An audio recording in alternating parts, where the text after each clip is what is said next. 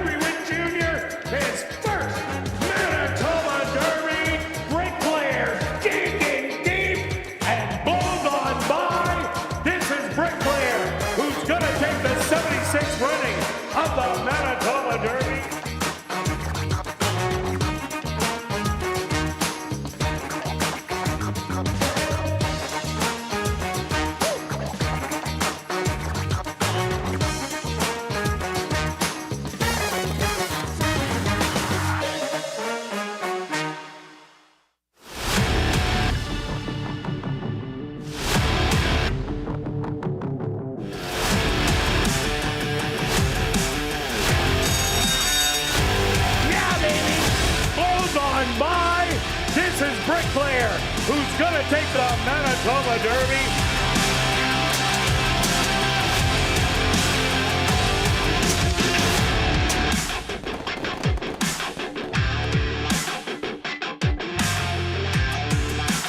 The Manitoba Jockey Club acknowledges that we are on Treaty 1 territory, and the land on which we gather is the traditional territory of the Anishinaabe, Cree, Anisininew, Dakota, Lakota, and Dene peoples, and the national homeland of the Red River Métis. We pay our respects to the First Nations and Métis ancestors of this land. And welcome everybody to ASD Live, brought to you by Manitoba Liquor and Lotteries. Day 14 on the racing calendar. Quick look back at Wednesday's race action. Who is hot? Well, on the jockey side, Demario Bino had the 4-bagger, winning 4 races on Wednesday, 1 on Tuesday. So that puts him at 15. Praven Badri had a great Tuesday getting the 4-bagger. So that puts him in second at 14. Then Sven Balrup at 12, Antonio Whitehall 11, and Rashad Knights at 9. Steve Keplin Jr. still on top in the trainer standings with 13, but it was Michael Nault who had the really good day. He ended up getting the hat trick on Wednesday, so he's in second with 8. Tom Gardapi Jr., Lise Pruitt right behind with 7. Wendy Anderson with 6, and Jason Gorno also had the hat trick on Tuesday. And did you notice something, Stretch? There's a return of a trainer. Yes, I did notice. He's got, what's he got in here, 3 or 4 today? Oh, yeah. Yeah, so, yeah, good to see him back. We'll see how it goes. That is Jerry Gorno. Yeah, sorry, yeah. Jason, his nephew, was doing the training. Now they're all put back into Jerry's name, and he's back in action here at Assiniboia Downs. Okay, yeah. I kind of, with Jason, I kind of considered the same, but I knew where you were going with that. Yeah, so last week, you're probably wondering about last week, are you not? Yeah, of course. Last week, I thought we had no real bias. We had some closers. We had maybe a few more closers in the gate to wire winners, but you could stalk. You could basically come from all over the track. So it made it interesting. I had Tuesday's track was a couple lengths slower than the Wednesday, just to kind of compare.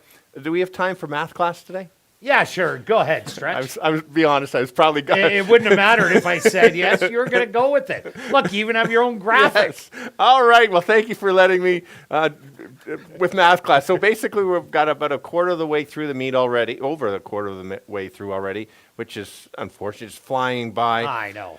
What the math class wants to talk about today is basically the par times for the races, and what that basically is over the years that they kind of know that what you need is a buy. If you're reading the form, it's usually the buyer par. So, for example, into races today, the 7,500 race is 63, and the race 5 is a 55 for 3,000. And so if you're looking at the race, I've noticed some of them this year, was made it tricky, I thought, was nobody's really able to run to some of those pars. Now, many of the races are too. That's what makes it that much tougher, because it makes the race that much wide open. So you've got some of the long shot races where it just opens the door, whereas we had some big favorites like the $2.50 horses. That was maybe the only horse running to par, so everybody kind of unloads on that. So we've got a couple fields today that are going to be kind of tricky to kind of figure it out, and that's kind of what I determined why we had some of the big long shots and some of the big favorites are the harder ones to figure it out. So that's all I got. It was just about the numbers with math class. Anything to go with? Well, those numbers, the ones with the double buyer par numbers that are around there, those horses are getting absolutely pounded on the board and very late. So if you don't like those horses, they have been winning quite consistently, but the horses that are second and third favorites, you're getting amazing value on those. They're going from $9 horses up to $15 and $16 horses. So you might want to watch that if you are playing against some of those types. Well, what do you think? Let's kick it off, Stretch? Yeah, one quick add on Sharp Likeness ran 10 points above the 3,000 level. 114 and 1. Yeah, and so watch out. That one easily can move up. I just wanted to mention on that one. With that. And so watch out. Yes, I'm ready to go. Great 3 cards this week, which is exciting. We've got some stake races. Maybe don't have one today, but I could consider a race with it. Yeah, but we got a couple tomorrow and a couple the next day. Correct. Let's kick it off with the $10,000 claimer with fillies and mares, 3 and up. That are non-2 lifers. They're going to go 6 furlong stretch. Who do you like in the first? Well, I think that there's potential of a pretty quick pace up there, and I'm not sure if anybody can clear. Looks like maybe you think somebody can. That's fair. That's why we figure it out. I'm going with the best closer in the race, and that's the 3. I thought this horse really woke up last time. I watched the replay, moved up, challenged, and then took over late and got beat at the wire from a fast closing, a bigger favorite. You call it was so close you didn't even want to make the call. No, it was definitely not. I think if we get the similar trip, we get the pace to back up, certainly can win it. Yeah, and I like number 1, Sneaky Situation. This horse last time out, there was a little trouble early on in the race. The horse ended up clearing, and then coming down the lane, there was a loose horse that was running in between the eventual winner, Mineral Rights, and Sneaky Situation. So that cost the horse a little bit. Made the second start. I think the third start is the charm. This horse showed a lot of talent last year and brought it last time out. A similar effort, I think, is a winning effort.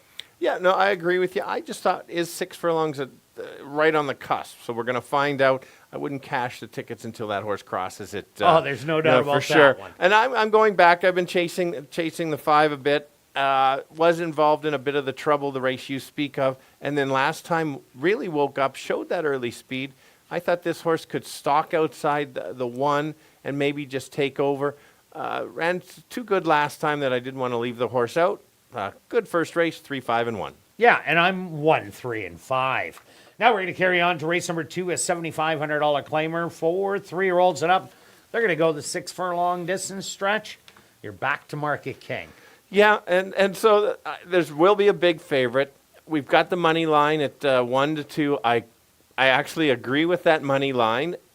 That doesn't mean that I think the horse is an absolute standout. And as we've talked about money line, that's what is thought that the price is going to be. They're not the morning line guys. You and the others, Dustin, the race are not. Thank you. Are not telling you who's going to win. You just are thinking what the price is going to be. That's exactly it. It's not picks. It's guessing what the final price is going to be on the horse. Yeah, you're trying to help the public. So then you're not going to put 2 to 1 on this horse because we both know that it's not going to be 2 to 1. It is probably going to be there. I did go back to this horse.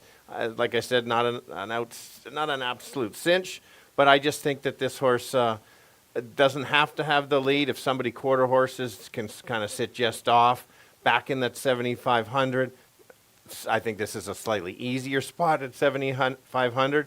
It is my top pick, but not a run to the wicket win bet for me. Yeah, all because Miko Mackey is in here, who will not run on Lasix today. Miko Mackey has that front end running style, so that could mess up Market King in here. So I went to number 6, Magnolia Speed. Did lose to Miko Mackey last time out. Both myself and Stretch absolutely loved Magnolia Speed. Got a little bit of a rough trip, and then late down the lane really kicked it in to only lose by that half a length. That was only going 5.5 furlongs. Now gets an extra half a furlong. Maybe because it comes out of the 5-4. Stretch is going, well, that's not so good. But if you're looking back to last year is what we're going on to start the year off, this horse was in a lot of tough spots as a 3-year-old and excelled in those spots. So Magnolia Speed, I think, is a great play and going to be a great price. Yeah, you're right. I jumped off the ship. Maybe it's your turn this time to get paid there. That's usually the other way.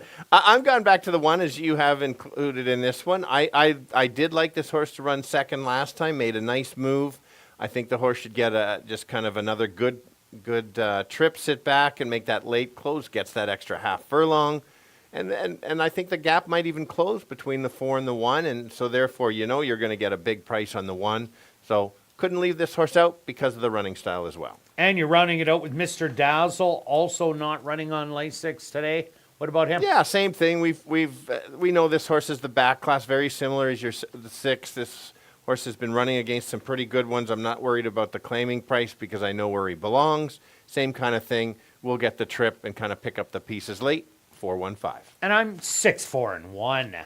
Now we're going to carry on to race number 3, an allowance optional $17,500 claimer for the boys 3 and up. They're going to go 6 furlongs. Kicking off jackpot pick 5 wagering with that carryover, just over 191,000. Stretch. Who do you have? Yeah, what a great race to kick it off. Is it ever? It's also, it's kind of like a mini steak. It's exactly what I was going to say. It's like we don't have one today, but this is as good, as close as one you're going to get. I think all 6 can win it with the right trip.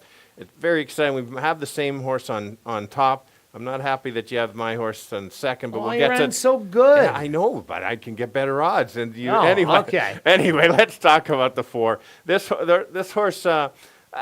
Got the race over the track, and I thought the jockey kind of got pulled to the lead, pressed, and then just got beat by a very quick time. I shouldn't have said got beat. Yes, it didn't win. I didn't think the horse lost. I thought the other horse won it because it was such a quick time. We're going to see judo in the stake race in the free press. Yes, we are. And so that just tells you where this horse is. I think it's just race kind of goes through him. Very versatile horse. Go to the lead if nobody goes. If there's lots, can sit back. And to Judo's credit, he had won his previous race and was disqualified from the win. So that makes Lansdowne's race even better. Also, we both like number 2, Peso. Peso ran absolutely huge against Black Tika, who was a loose speed horse, stalked every step of the way, timed it perfectly, and got up for that win. Black Tika came back on Wednesday night in the last race, went to the front end and never looked back. So that makes that race of Peso even better and does have a lot of back class. So Peso, big shot, and I think you're getting a price today. We were. Bastards? Anyway, great points. The only thing I will add to that is this horse was just so sharp that it got pulled to the lead again. I think this horse can sit back. If you look at the back class. Yeah, there's no doubt about it. And third start off for a long layoff. That's all I can add on that one. I'll go to the 1, the Invader from Lone Star and Sam Houston. Good effort last time. I like always a horse that likes to win races, and that's why this horse I had to include, just because it likes to win. 4-2-1. And that has an interesting running style. To the front or off the pace.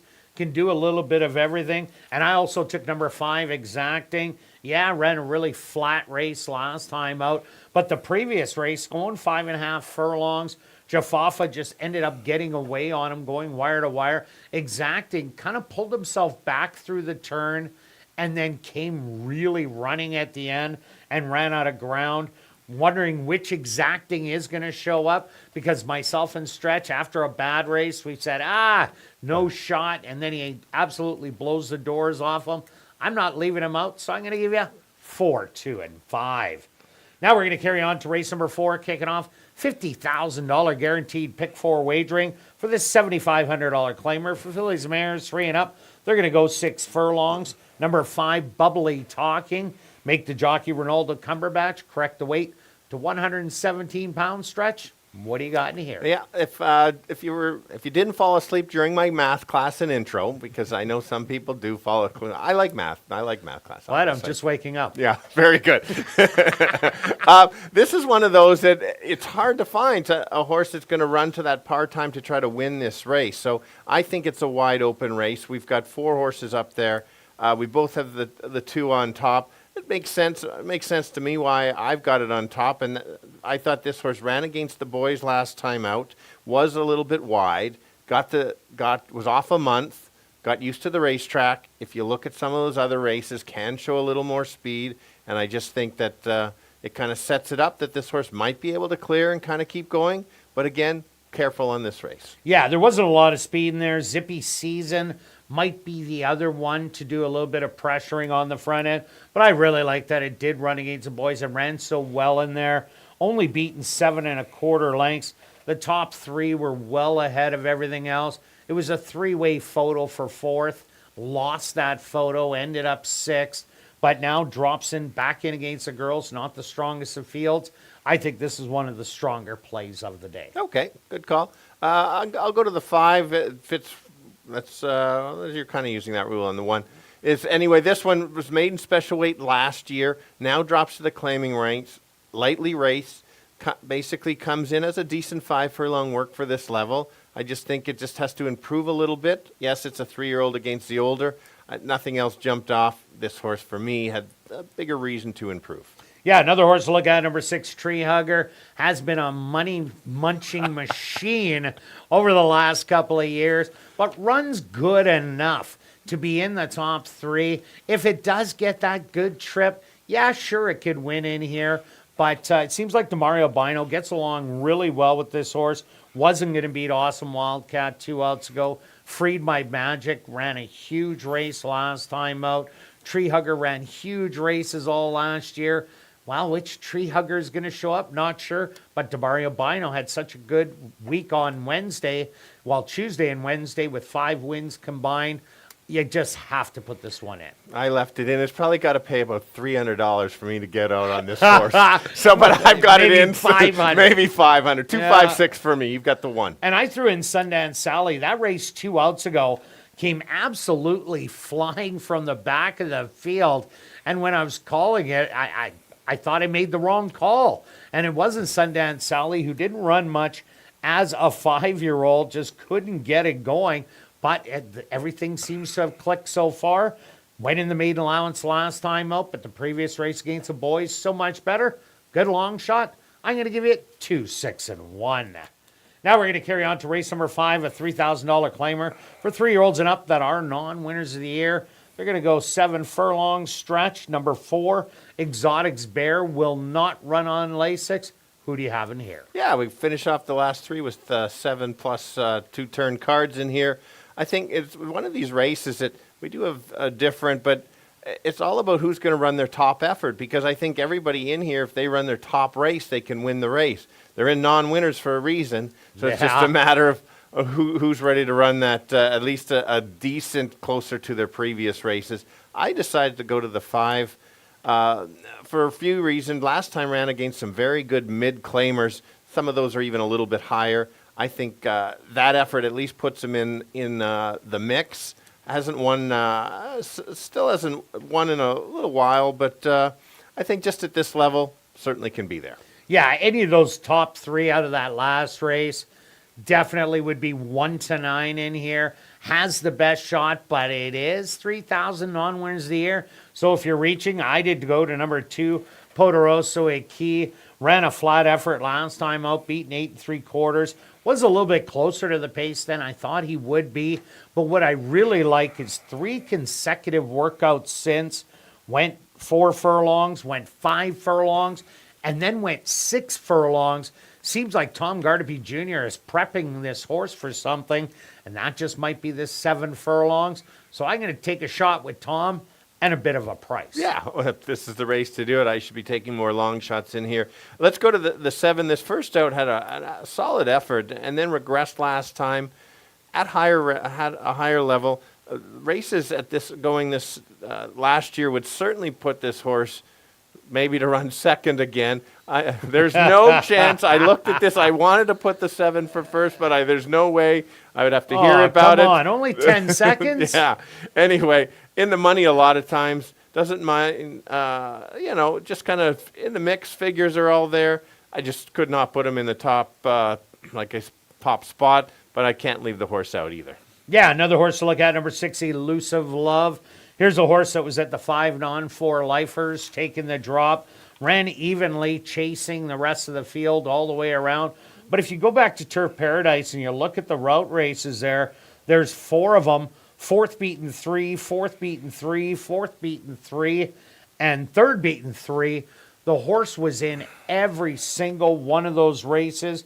There's speed to run at in here, all over the place. And if this horse makes the kind of move that it was making down in Turf Paradise, another one, that'll be a big price. Yeah, and the one that I thought potentially could clear or get early position was the 4. This is another one that just shows me just a little bit each time, and I thought maybe trying the 2 turns might help a little bit. Has a second at the distance. Again, that's kind of my long shot. We only have 5 of 7 of them in here. Yeah, and that's why you'll see we have a lot in our pick pools in here. Yes, 5, 7, 4 for me. And I'm 2, 5, and 6. Now we're going to carry on to race number 6, an allowance optional, $12,500 claimer. For fillies and mares 3 and up, they're going to go 7.5 furlong stretch. Oh, we got the same 2. We do have but a different order. We'll get to your top You're selection. scared of putting these long shots on top. I should have put this one there. I think there should be a decent pace in here. I think it's a competitive race, but it's all about the pace shape. Now, if somebody gets loose, don't use my picks at all. Find the pace. Which could be Island High. Is that what you're talking about? Yeah, I'm just covering all bases. All right, there we go. I watched the replay, obviously, on the 4 last time. I think 6 furlongs is maybe a little short. This horse was at the back, got outside, kind of went way wide, and then finished with a solid gallop out. I like that. Just take note, if you're looking at the 7 furlongs at Tampa, that's a 1-turn race. You got to go at least a mile and 40, I believe, that they run it, not a mile, but don't quote me on that one, is some very good figures going the 2 turns. She can wait in the weeds and just kind of make that late close like she did, just has to she's got more time to get it going. Yeah, I think she's begging for the distance. There is a predominant speed of the 2. I ended up going to number 1, Catch the Dream. Island High has speed. The 3 has shown speed. Marvelous Lady has shown speed. Warren's Memorable has showed speed. And Get My Drift has showed speed going around 2 turns. Who doesn't? Well, that's Catch the Dream. Looks like a bad race last time out. 5th beaten 10. Usually you look at it and go, well, didn't run very well. But the winner won by 6 3/4 lengths. The second place horse came back to win. And Dane Dawkins now jumps aboard. When Dane Dawkins has been on this horse, only once it's finished worse than 3rd, and that was in the wide open Manitoba Matron. So Catch the Dream will be hugging the rail every step of the way. If there is that log jam on the front, I think Catch the Dream comes absolutely flying. Yeah, completely agree. I could have been my top selection. I like you go for the home runs, but Of course I do. I'm using both of them. The other closer for me is the 5, longest shot on the board. Again, if we get the duel, maybe this horse can kind of pick up the pieces late. You box my selections there. Certainly get paid in an exactor or a try. 4-1-5. And I'm 1, 4, and 2. Now we're going to carry on to race number 7, another $3,000 claimer. For 3-year-olds and up that are non-winners of the year, they're going to go 7 furlong stretch. Who do you like in the nightcap? All right. Oh. Tough race to close out the card. Yeah. I don't trust anybody in here. Even though Fast Traffic will probably end off around even money. Oh, absolutely. And so there's no place, at least we don't have show parlay today, which is happy for the production. I like a couple longies. No in long here. shot, but would you bet show on them? Heck yeah. I'll bet show on anything. That's true. Doesn't mean I'll win, but I'll bet it on anything. All right. That's fair. Well, that was a silly question. Anyway, the 7's all or nothing. Like I said, no place or show. Won an allowance field last time at 8-1, I believe. Somewhere around that. Looked good. Yep. And then after that, we kind of disappeared and kind of just didn't want to run. If this horse runs back to anything close or even runs close to the last couple that were okay, certainly can be there. I think the horse can kind of sit off. likes to make a move on the back stretch and then on the turn and kind of take over. No surprise if he wins by 10, but also no surprise if the horse runs out. Yeah, well, Jason Gorno, he had 3 horses in on Tuesday nights, and all of them had been coming from Texas. All 3 of them hit the winner's circle, fast traffic, a new one that knows the racetrack. This distance is like absolutely perfect. The 1 and 2 should jam it up on the front end with maybe even the 4 fast traffic, stalks and pounces. It's an absolute perfect setup, but not a dream post position. I also like number 6, Not a Cat But a Card. This is on the Tom Gardapi angle once again. This horse ran 6 furlongs, trailed throughout, but 3 consecutive works coming in. Went 4 furlongs, went 5 furlongs, but then cut it back to 3 furlongs. And that was the best work of them all, 37-4. Here's another one that likes to stalk, will get a good trip. As the speed goes out, we'll be able to drop down to the rail, I think, and get a perfect inside angle. So I think this is a great long shot with the 25-1 morning line. For sure. Look at that. And so that's why I actually pay attention to you sometimes. I miss the workouts. That's a good point on that. Let's go. We both have the 3. Yes, the 3 looked terrible last time. Drops to the bottom. That's what happens when you're in the bottom. 2 back was a nice race. The horse likes the 2 turns. I think back to trying to find some prices. If this horse wakes up, certainly can be there. Yeah, I think was just a little too forward into the pace last time out. The previous start, that was a great 4th. The horse was flying down the lane.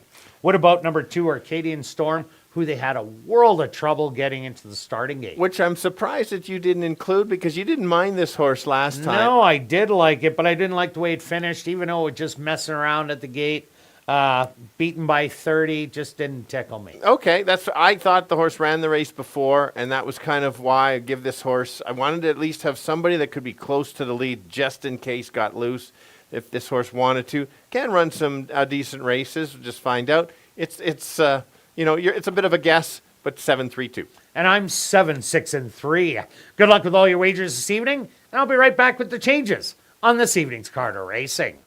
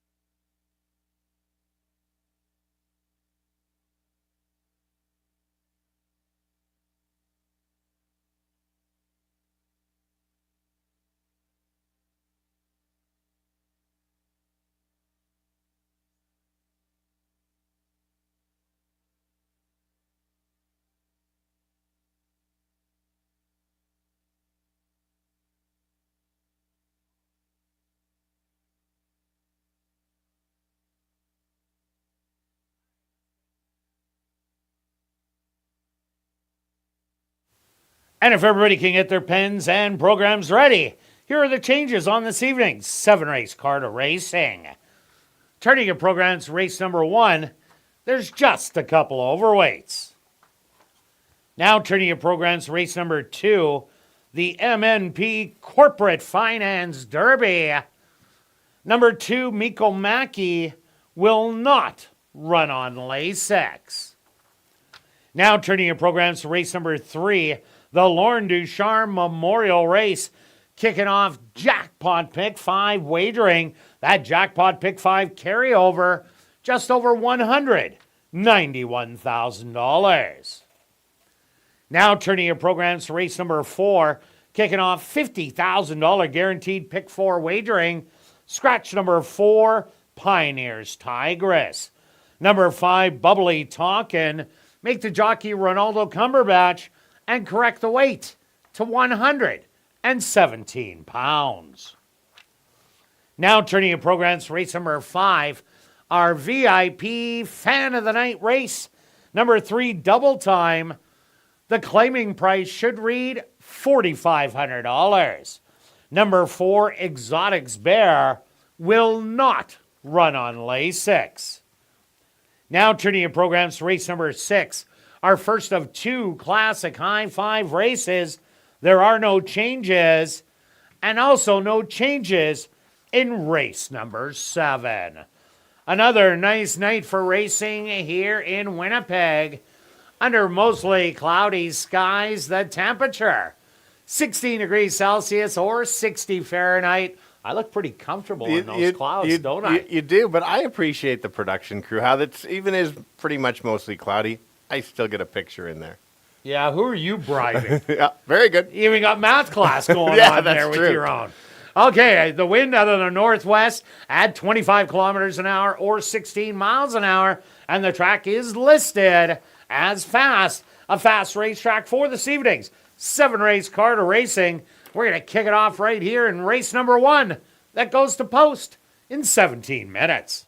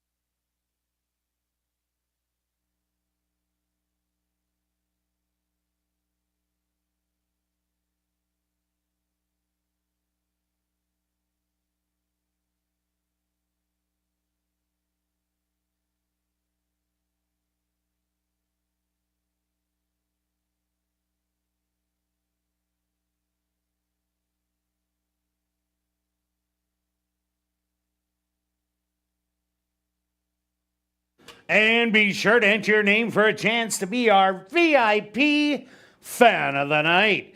Ballots are available in the lobby. If your name is drawn, you're going to get the VIP treatment, including a $25 wagering voucher. You're going to get an ASD t-shirt. You're going to get an ASD ball cap, autographed by myself and Stretch. Then you're going to come up to the press box, watch me call a race, then head down to the paddock and visit the horses. And then you're off to the winner's circle to get a framed photo with the winning horse. And if you're new to racing, stop by and see Shannon and Brad at the Fan Education Center, located on the main level. It's also a place to open a free HPIBet.com account so you can bet on the races right from your phone. Even better, if you open a new account and wager 100, you'll get 100 in bonus money. Have a great evening of racing.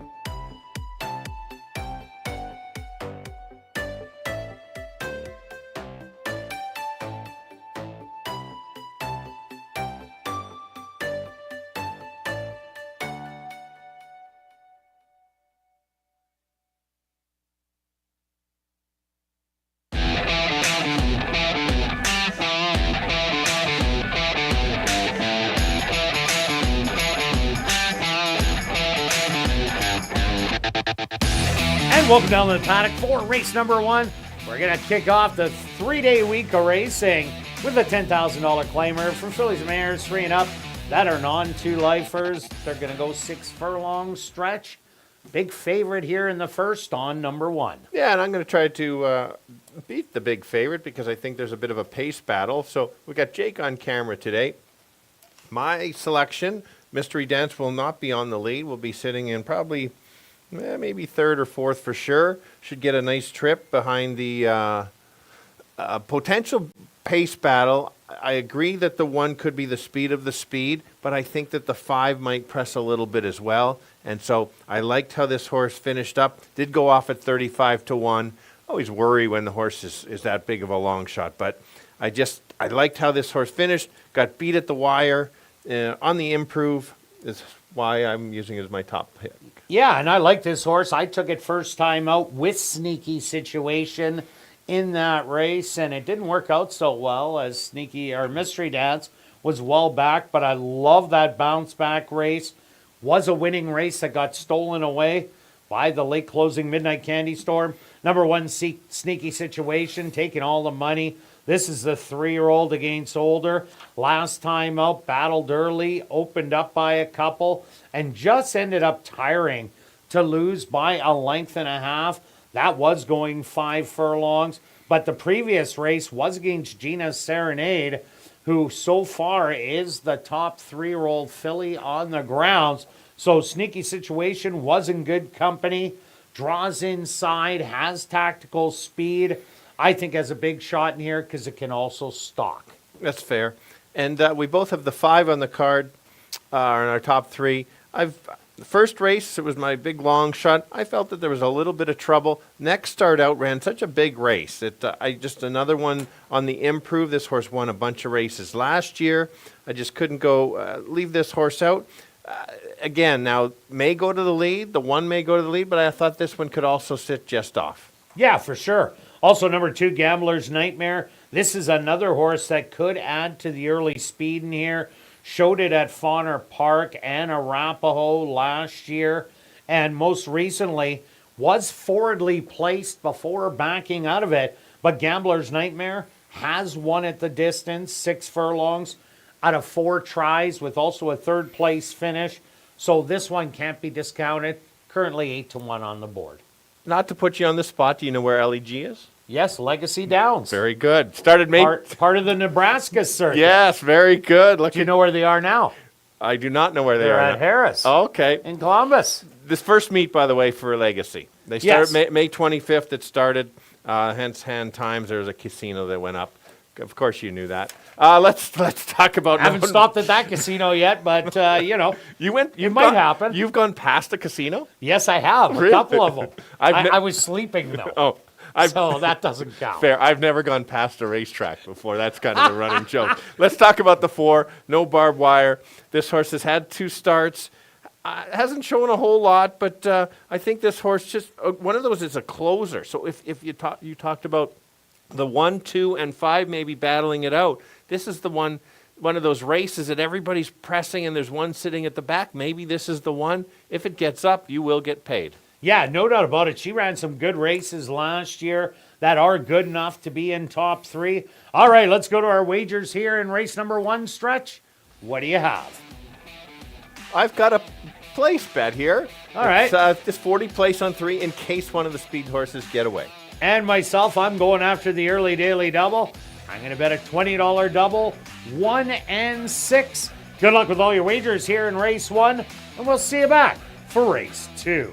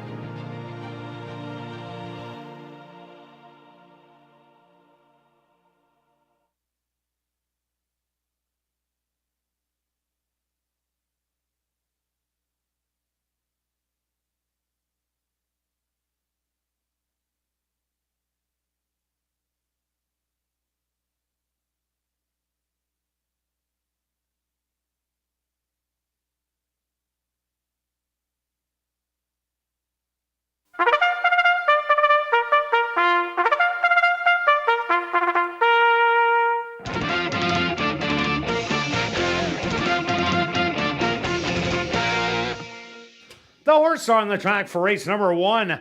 They're going to go 6 furlongs for $13,600.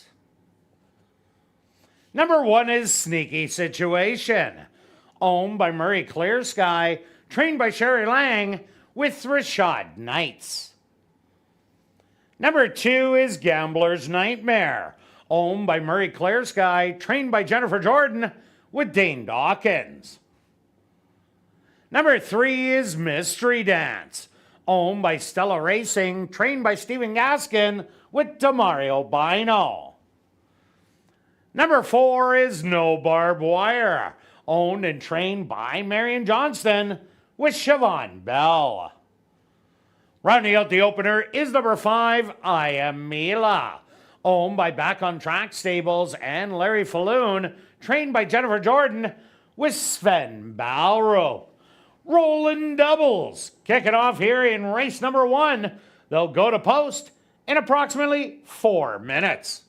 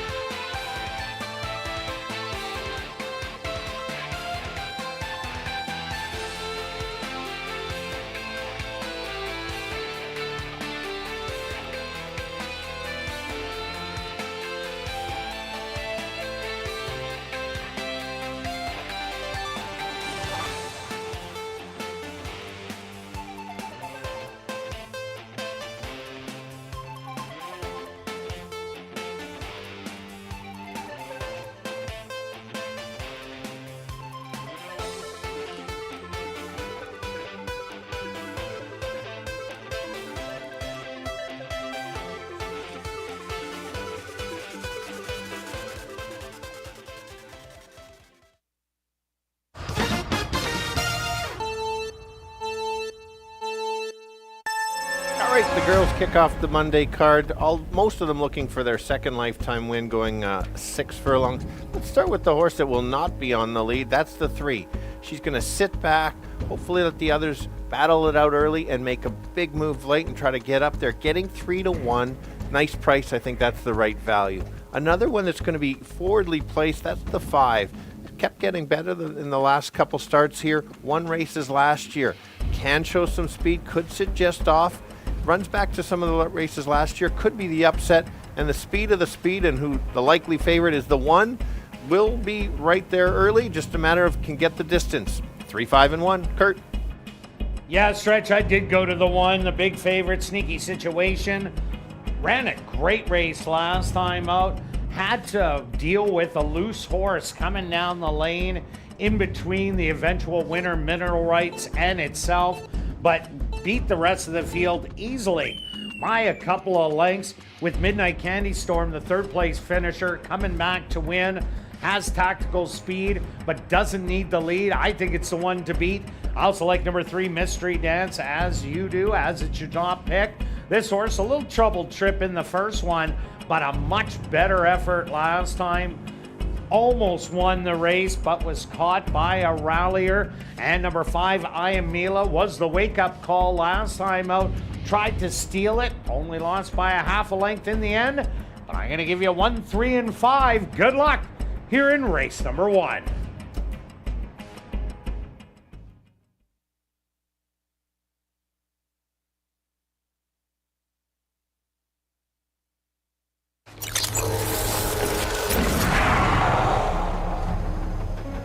It's now 2 minutes to post time at ASD.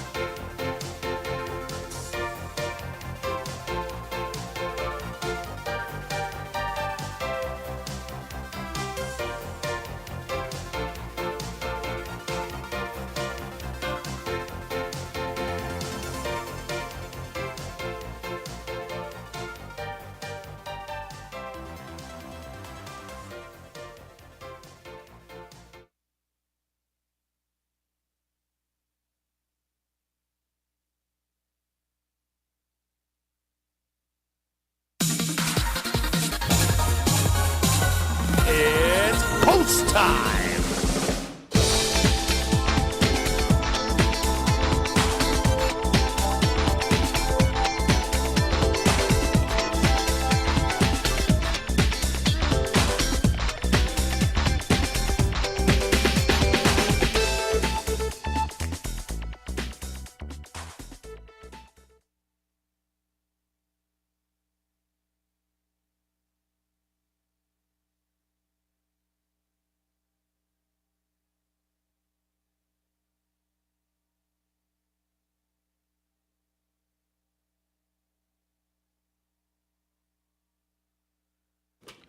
Sneaky situation. The overwhelming 4-5 favorite now is first into the starting gate.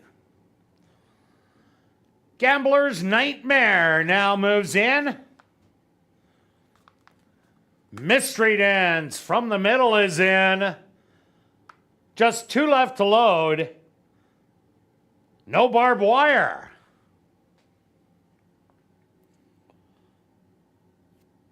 And now just waiting on I Am Mila to the outside. The fill is set. They're at the post. No Barbed Wire, fractious in the gate, but settled. And they're off. Quickly on the inside, sneaky situation. Goes for positioning to battle on the front end. Gambler's Nightmare to the outside in second. 3 wide, I Am Mila. Then No Barbed Wire. 3 lengths off the lead, and your early trailer, Mystery Dance, only has 4.5 to make up. But it's Sneaky Situation and Gambler's Nightmare. Now nose and nose for the early lead. I Am Mila stalking on the outside. Mystery Dance hugging the rail and no barbed wire. It's only 3 lengths front to back. Sneaky Situation and Gambler's Nightmare. Now I Am Mila makes a big 3-wide bid. The rail is open for Mystery Dance. They hit the head of the lane, and I Am Mila and Mystery Dance sprint away from the field. I Am Mila up by half a length. Mystery Dance on the inside. A 16th of a mile to go. I Am Mila. Mystery Dance running out of ground. I Am Mila's going to take it. Mystery Dance in second. Third's going to go to Sneaky Situation. And fourth to No Barbed Wire. Ladies and gentlemen, please hold all tickets. A Stewart's inquiry into the running of race number 1.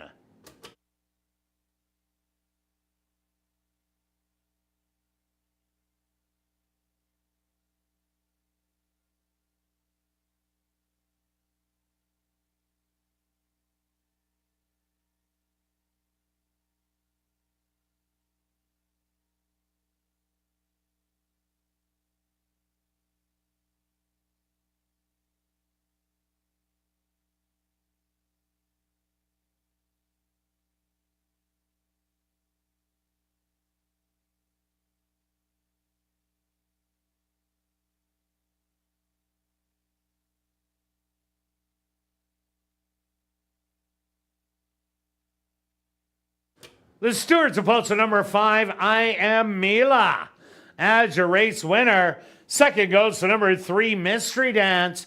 Third to number 1, Sneaky Situation. And fourth to number 4, No Barbed Wire.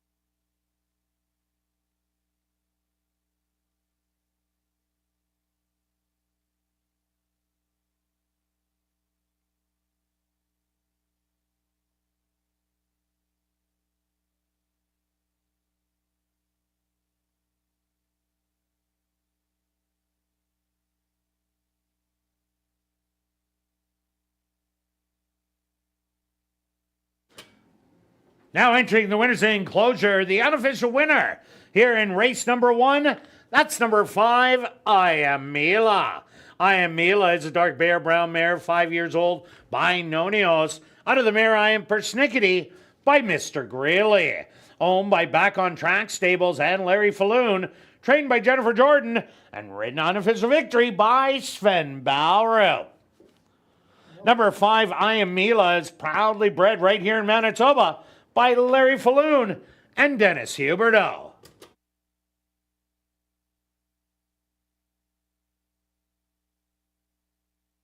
Ladies and gentlemen, the inquiry was into the stretch drive, and after reviewing the films, the Stewarts are removing the inquiry sign off the board. 5314 is now official.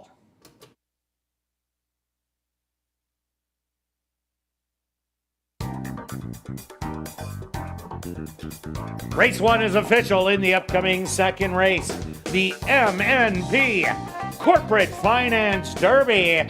Number 2, Miko Maki, will not run on lay 6. Rolling doubles. Still going here in race number 2.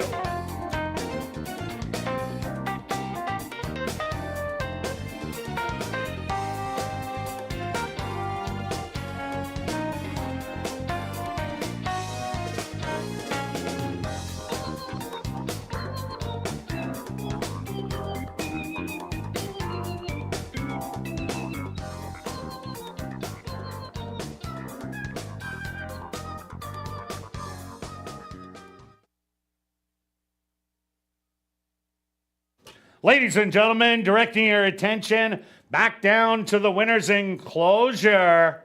Assiniboia Downs is very pleased to have on hand Wayne King from the CTHS, Scott Anderson from the HVPA Manitoba, and our very own CEO, Darren Dunn from Assiniboia Downs to make a presentation to our Manitoba Strong winner. What Manitoba Strong is, it's a monthly program that does recognize Manitoba breds and the respective trainers. And the winner of Manitoba Strong, Lise Pruitt. Congratulations, 32 points. She went wire to wire in this edition of Manitoba Strong, and she is going to receive a $500 cash prize and a $200 Assiniboia Downs gift certificate. Congratulations, Lise Pruitt, on winning Manitoba Strong.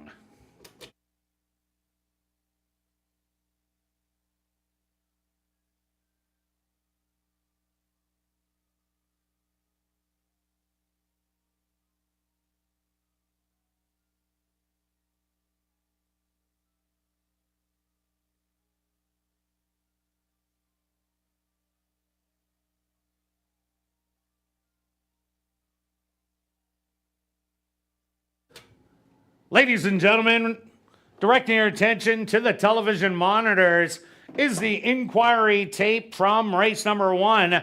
This is the South Tower head-on shot coming down the lane, if you could roll it from here.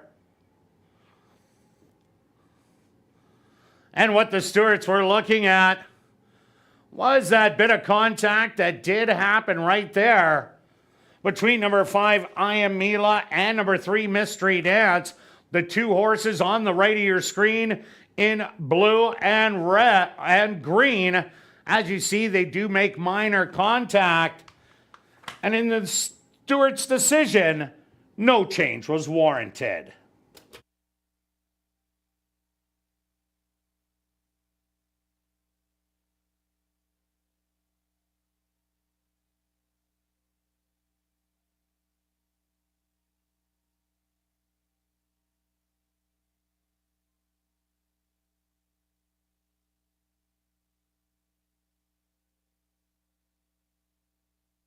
Assiniboia Downs has introduced a new 50-50 draw that will take place each and every race night. Tonight's jackpot is at $160 and still growing. Tickets are 1 for 10, 10 for 20, 50 for 50, or 200 for $100. You can purchase your tickets at Guest Services, the VLT Cashier's Cage, the designated roaming 50-50 ticket seller, or just go online at 5050.asdowns.com. The draw will take place at 10 p.m. tonight, and proceeds will benefit Final Furlong and the Winners Foundation. And please take note that you do not have to be in attendance to win. You can just check our website at asdowns.com for the winning number. Also, don't forget to check out our 140 VLTs in our spacious, climate-controlled Club West Gaming Lounge, located on the second level of the grandstand and open daily from 10 a.m. to 1 a.m. And tonight and every race night, we will be drawing for $500 in cash at 11:30 p.m. during Crazy Hour in the VLT Lounge, and it's absolutely free to enter.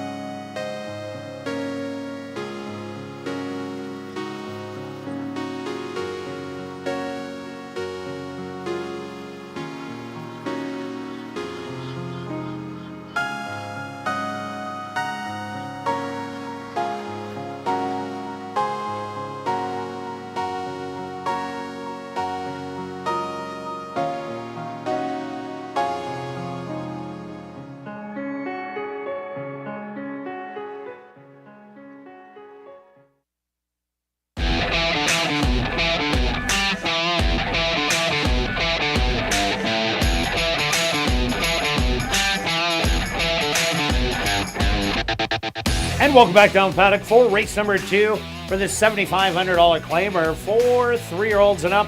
They're going to go 6 furlongs. Number 2, Miko Mackey, will not run on Lasix.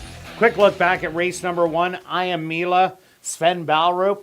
What a great ride, stalking the speed on the outside and carrying on and lasting to the wire. Yeah, you could see that early. It was a very smart ride, late close. If he doesn't do that, the 3 might get there. Big favorite here is the 4, just coming out now. Showed speed last time, kind of toyed with the field.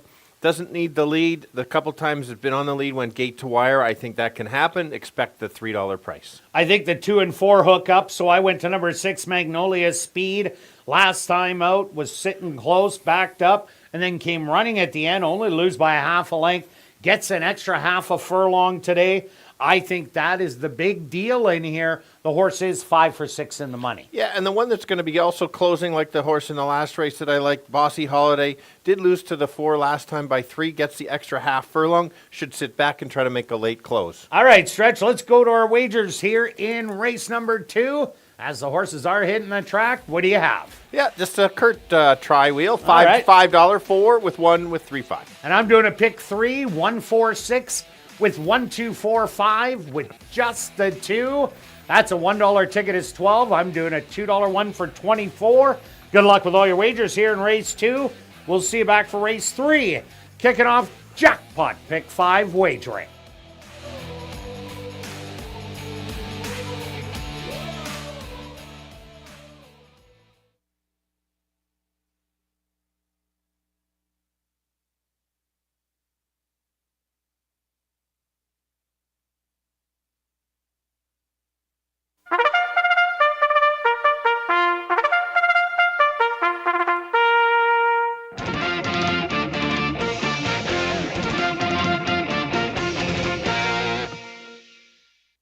The horse on the track for race number 2, the MNP Corporate Finance Derby. They're going to go 6 furlongs for $14,800.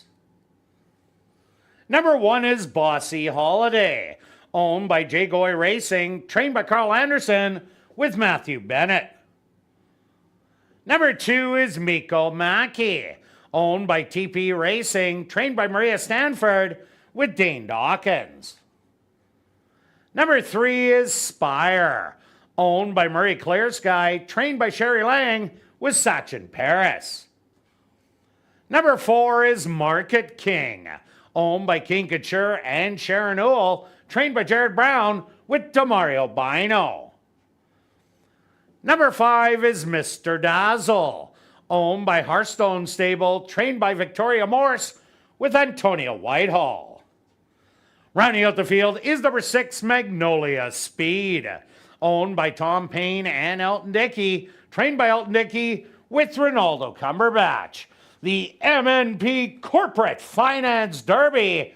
Here in race number 2, they'll go to post in approximately 5 minutes.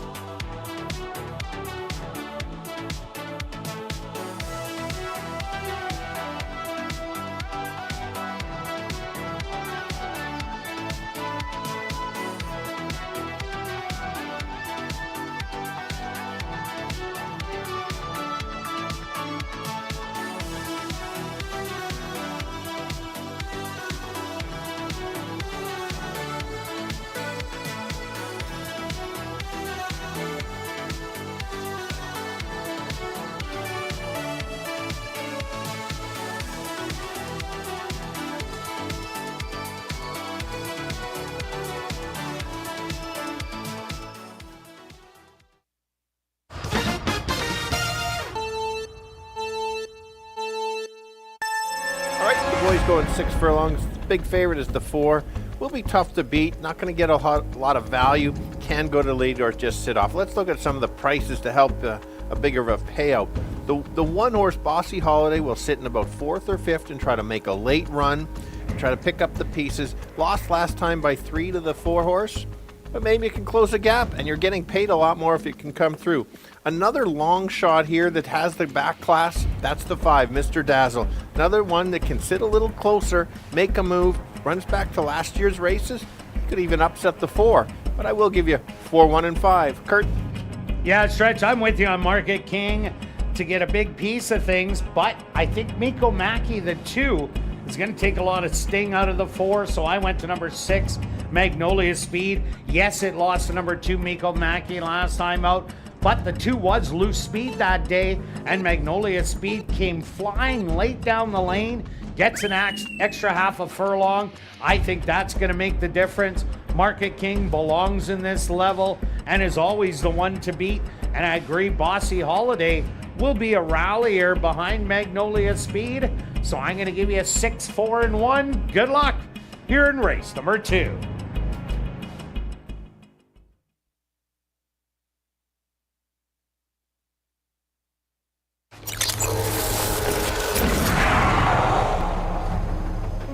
It's now 2 minutes to post time at ASD.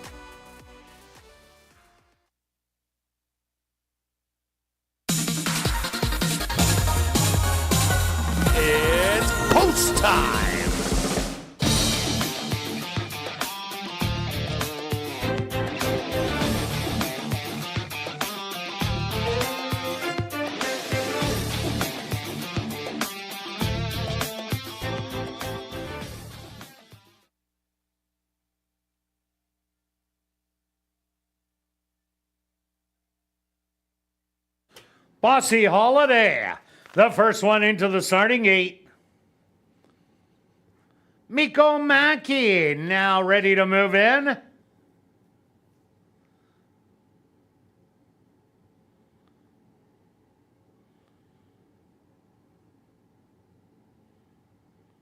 Next up will be Spire.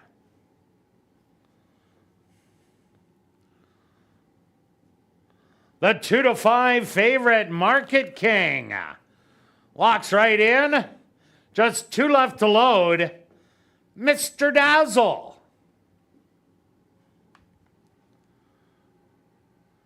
And now just waiting on Magnolia Speed.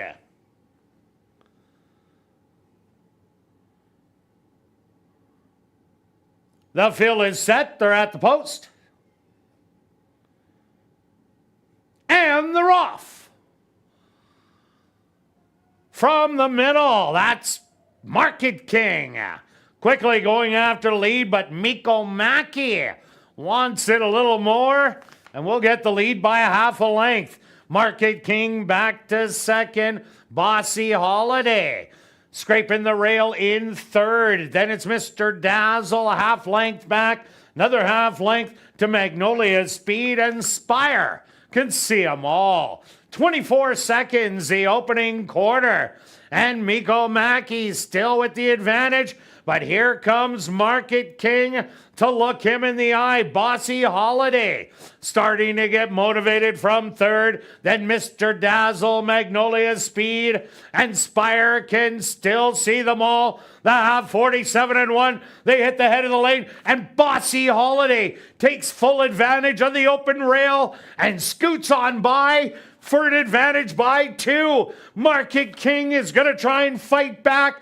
Mr. Dazzle with the late run, but a 16th of a mile to go. This is all going to be Bossy Holiday winning by 4. Mr. Dazzle rallied for second. Market King in third, and Miko Mackey finishing fourth.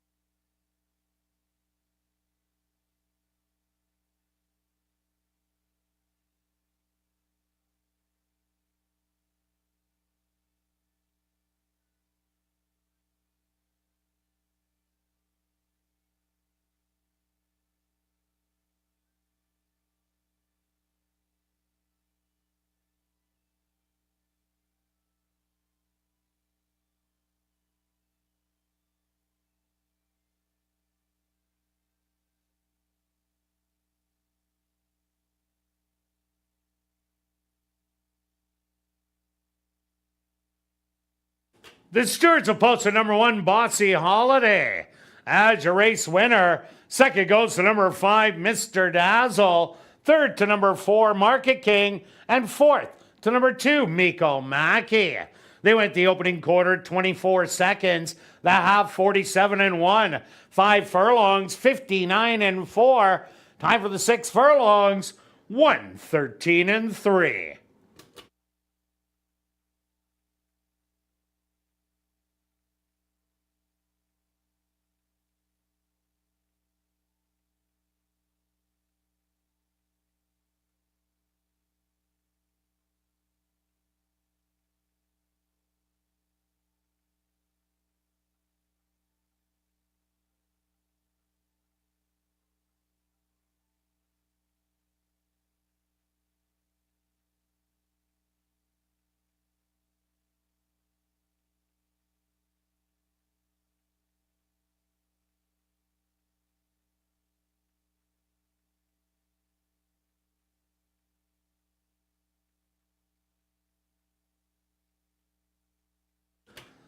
Now entering the winner's enclosure, the official winner of the MNP Corporate Finance Derby. That's number 1, Bossy Holiday. Bossy Holiday is a dark bay or brown gelding, 6 years old, by Amy's Holiday. Under the mare, Bossy Saratoga, by Street Boss. Owned by J. Goy Racing, trained by Carl Anderson, and ridden to victory by Matthew Bennett. Time for the 6 furlongs, 113-3.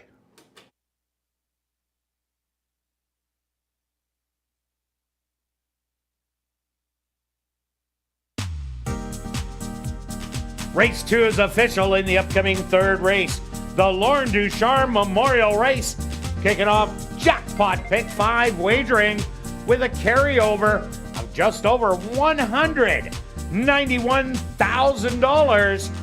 There are no changes, but we will carry on with the rest of the changes in this evening's pick 5. Turning your programs to race number 4, scratch number 4, Pioneers Tigress.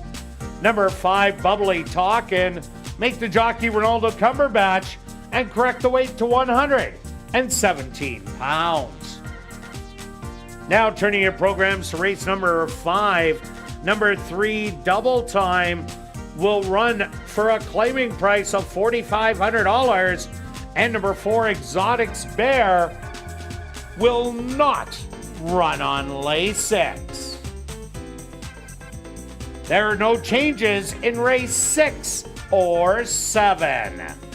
The Lauren Ducharme Memorial Race, kicking off jackpot pick 5 wagering. They'll go to post in 13 minutes.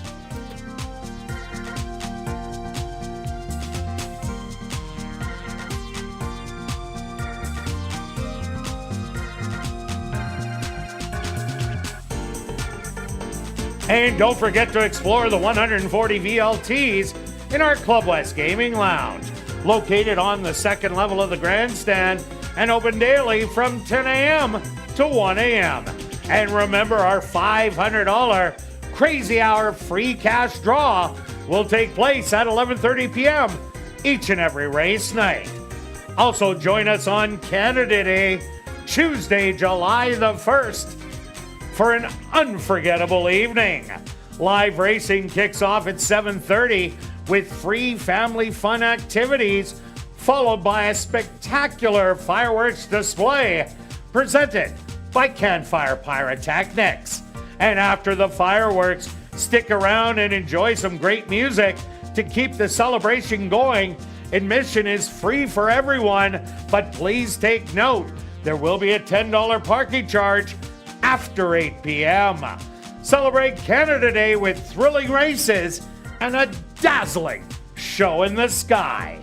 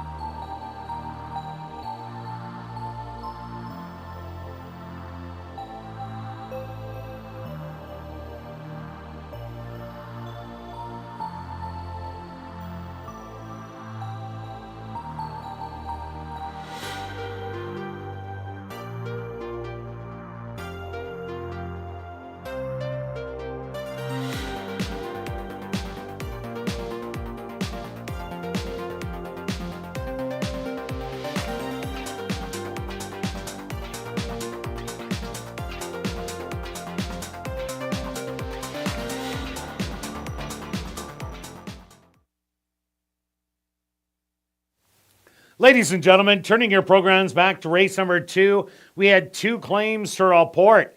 First off, claim for $7,500 was your race winner. Number 1, Bossy Holiday, claimed by Monique Goulet and Will Taranjo, trainer Will Taranjo. Also claimed for $7,500 was number 4, Market King, claimed by Primetime Stable, trainer Murray Duncan.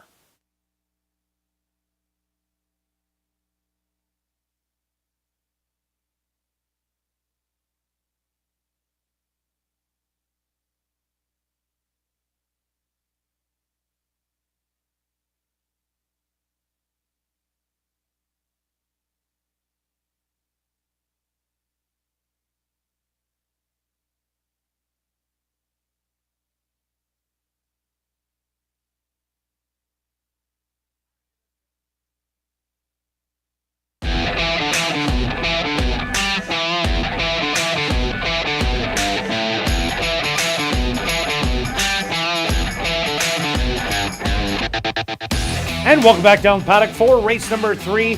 We have an allowance optional 17.5 claimer for 3-year-olds and up. They're going to go 6 furlongs. Kicking off jackpot pick 5 wagering. Quick look back at race number 2. Wild Stretch 2 and 4 ended up battling it out, but Bossy Holiday just stalked, and that rail opens up 9 out of 10 times. You probably put a semi-trailer through there. But Matthew Bennett, I seen his smile on his face as he went up. And if there's any doubt that the rail isn't good this week, it is, because 2 horses rallied up it. 1 lost by a nose. This one wasn't going away. Yeah, great point. You thought it might be a faster track. It appears to be a faster track. It's only a couple races, so we won't go too much. But I think you're correct. Good race, good price at $19 for sure. Let's keep this going. A couple favorites have been beat. I'm gonna try this the 4-horse in here. Ran a very nice race last time out in a quick 12 and 3. One of the fastest 6 furlongs of the meet so far. It might even be the fastest one. I think it is the fastest one. I didn't confirm it, but I didn't. I didn't confirm it either. I'm guessing, but Yeah. I usually guess pretty good. Yeah, absolutely you do. So this horse moved up, battled, and then had the lead and just got beat by a stakes horse. It's going to be in the free press. Is it tomorrow? Yes, it is. Yes. The boys go tomorrow. Okay, good time. One of those just fast fractions. Look at those races at Turf Paradise. This horse is very versatile. Sit just off, go to the lead. I think it might just sit. It's going to probably sit off today. Yeah, another horse I like in here, number 2, Peso. Ran a huge race last time out. After being off for 2 years and only 1 start at Turf Paradise, this horse was able to run down a loose speed horse that since came back to win on Wednesday night, impressively wire to wire. So Peso, I expect this horse to move forward, likes the distance, and definitely if it brings the last race, fits very well in here. Yeah, and what triggers me on the 1 at 9-1, nice overlay. Look at the races at Remington Park. Was in for 20,000, won a couple of them going 6 and 5.5. Can show speed, can sit off. With a couple of speed balls in here, probably might just sit just off. And the horse that ran second, Bandera Azteca, Yes. did run third in that race against Judo when Judo was disqualified and got placed up. And also look at number 6, Chicago's Gray. This is a speed horse in here. Wasn't able to show it the last time as Sawazdi was just way too quick. We'll like these a lot better. But the question is, will it get loose by a couple of legs? Yeah, another long shot is the 3-horse. The Friesen, solid effort last time, went right to the lead and just kept going. Got used to the track. Also, likes to win. 3 out of 6 in the money at the distance. It's a tough field. I think any one of these can win it. And the 5 Exacting comes off a flat effort after running a good second 2 outs ago at 1 higher level, the 3rd level allowance. Exacting ran terrible in the Gold Cup, beaten double digits, but then came back with a swooping win. Maybe that's the Exacting we'll see, but let's go to our wagers stretch. Pick 5 time. What do you have? Okay, we got a 20-cent pick 5, only spending 19. We'll take 1, 2, 4 with 2, 5 with 5, 7 with 1, 4. Some prices in the last 2, 3, 4, 7. Just in case, $2 exact wheel. 2, 4 with 1, 2, 4, 5. And myself, I'm taking 1, 2, 4, 5 in here. Then I'm keying the 2. Then I'm taking 2, 5, 6, 7. Then 1, 4. And then I'm hitting the all button in the last for $44.80. Good luck with all your wagers here in race 3. We'll see you back for race 4. Kick it off, $50,000 guaranteed. Pick 4 wagering.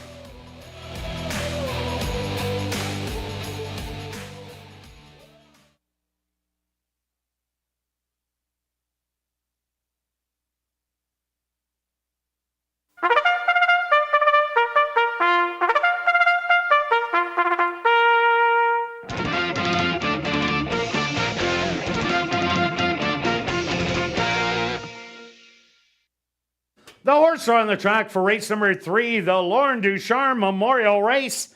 They're going to go 6 furlongs for $18,500. Number 1 is Northville Road, owned by Henry Witt Jr., trained by Jerry Gorno with Praven Badri. Number 2 is Peso, owned by Homer Thoroughbreds, trained by Jason Homer with Antonio Whitehall. Number 3 is Freezem, owned by Windancer Stable, trained by Wendy Anderson with Demario Bino. Number 4 is Lansdowne, owned by King Couture and Sharon Newell, trained by Jared Brown with Ronald Alley. Number 5 is Exacting, owned by Drop-In Racing, James Keplin and Parker Wallette, trained by Steve Keplin Jr. with Sven Balru. Rounding out the field is number 6, Chicago's Gray, owned by Roll the Dice Stable, Royce Finley and Arneson Farms, trained by Murray Duncan with Ronaldo Cumberbatch. The Lauren Ducharme Memorial Race, kicking off jackpot pick 5 wagering. They'll go to post in approximately 4 minutes.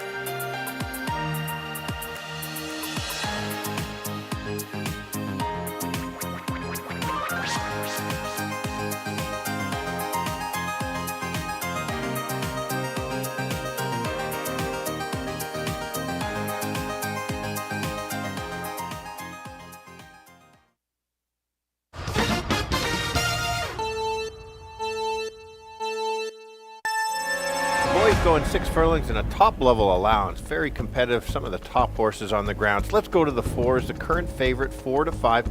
Price is a little bit low. The horse certainly has talent, likes to win races, should get the trip. Maybe sitting second or third and try to make a run to take over. Repeat effort puts him right there. Bit of a price horse is the 2 horse. Won big last time, maybe a little bit easier competition, but look at the back class. There's some great races from a couple years ago. 3rd start off a layoff, watch out. The other Invader is the one along the rail, coming from Lone Star. Certainly might get the trip where the rail's the spot to be. 4, 2, and 1, Kirt. Yeah, Stretch, I'm with you on number 4, Lansdowne. Got beat by Judo, who had won his previous race but was disqualified. but Judo ran so good in there. That was a winning race by Lansdowne. Just don't like the price at 4 to 5. I agree with you on number 2, Peso. Ran absolutely huge. Beat Black Tika, who was lone speed that day. And Black Tika came back to win impressively on Wednesday. And I also like number 5, Exacting, the beaten favorite the last 2 times out. But 2 outs ago made a strong closing effort late. Will love the 6 furlongs and has bounced back and won after a poor outing. So I'm going to give you a 4, 2, and 5. Good luck here in race number 3.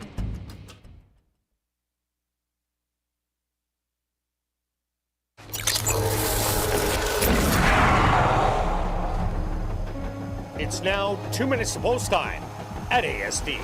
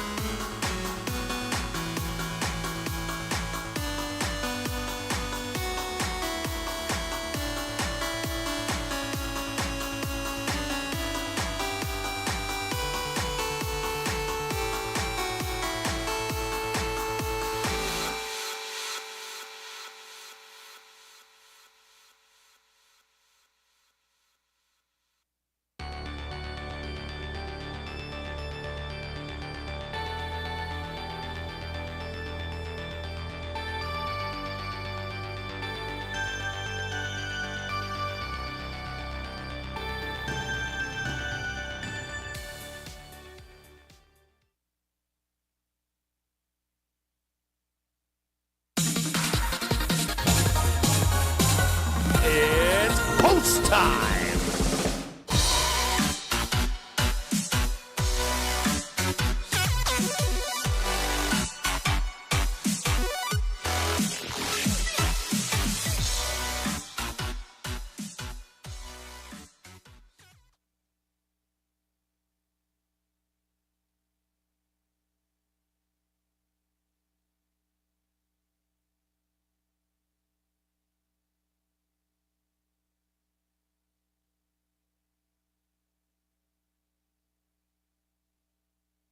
Northville Road, the first into the starting gate. Peso also is in. Next up, Freeze 'em. Lansdowne, the 4 to 5 favorite. Steps up and in. Just 2 left to load. Exacting. And now just waiting on Chicago's Gray to the outside.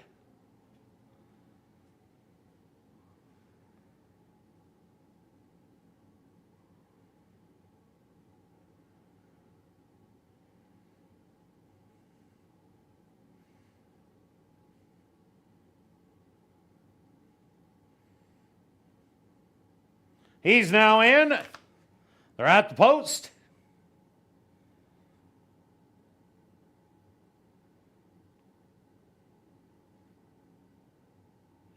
And they're off. From the middle of the track, that's Lansdowne quickly away, but Chicago's Gray to the outside, also showing speed to the inside. Northville Road will put on the early pressure. Lansdowne will settle back in third, 3 lengths off it, with Exacting in fourth. Back in fifth on the rail, Peso and Freezem will be the early trailer. 23 and 4 the opening quarter, and Northville Road and Chicago's Gray, these two battling it out. Lansdowne moving smartly, 3 wide to engage those leaders, rallying from in behind, Exacting, Peso and Freezem. They hit the head of the lane, the half, 47 and 1. Lansdowne captures the lead now by a neck, trying to fight back. Northville Road to the inside, Exacting, rallying on the outside. They hit the 16th pole. Lansdowne, a well-timed move, is going to win by 2.5. Exacting second best. Third's going to go to Northville Road, and fourth to Peso.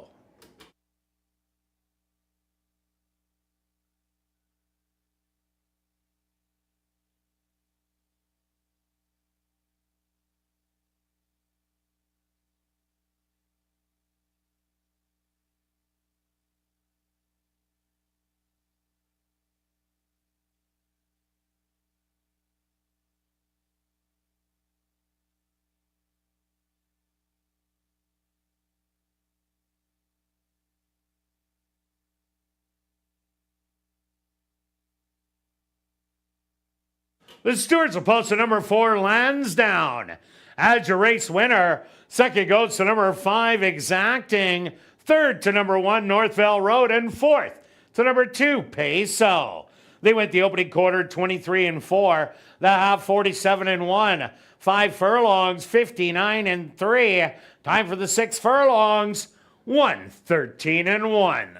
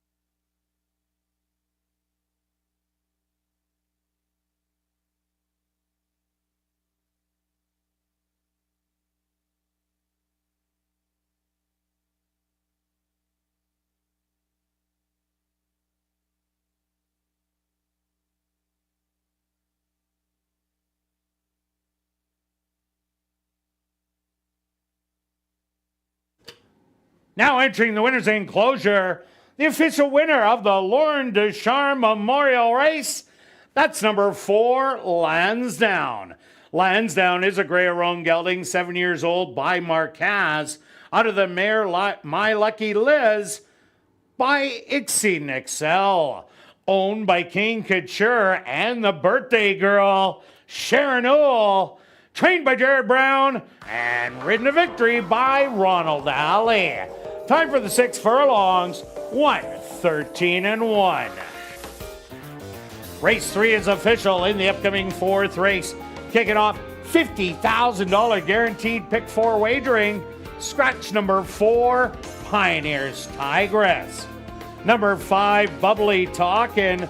Make the jockey Ronaldo Cumberbatch and correct the weight to 117 pounds.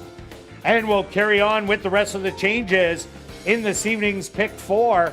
Turning your programs to race number 5. Number 3, Double Time, will run for a claiming price of $4,500.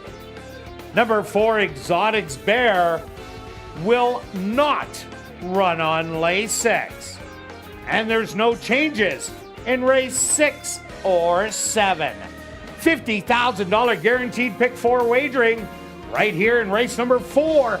They'll go to post in 14 minutes.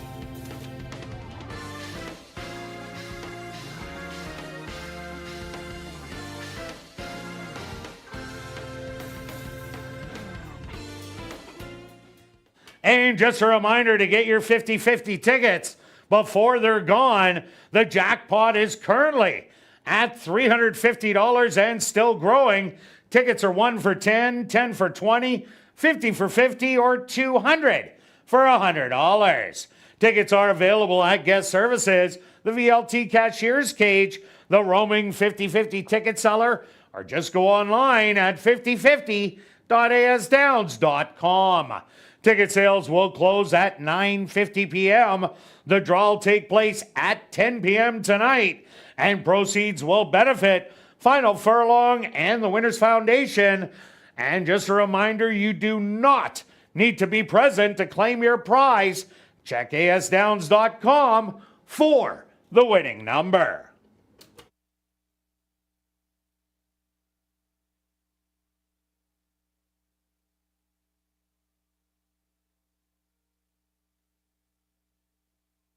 And ladies and gentlemen, we've drawn our VIP Fan of the Night.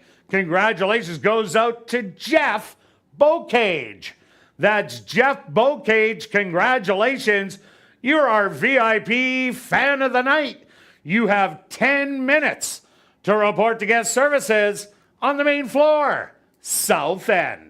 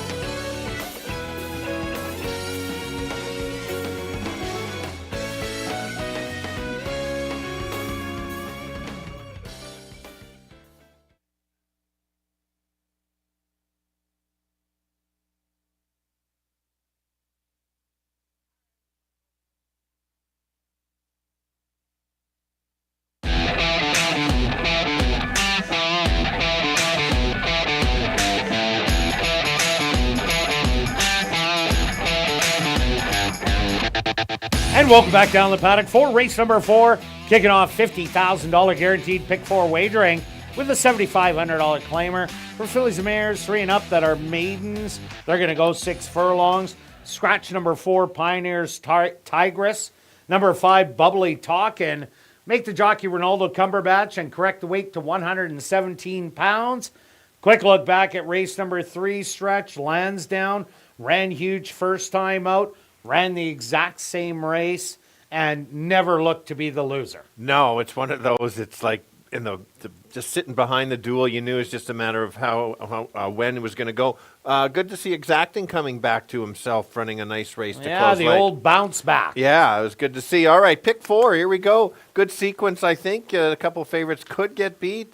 Or it could be very chalky. It's one of the one. Yeah, I played against it, as you'll see. That it's too chalky. Very good. Okay, let's start. We're both on the 2 as our top selection.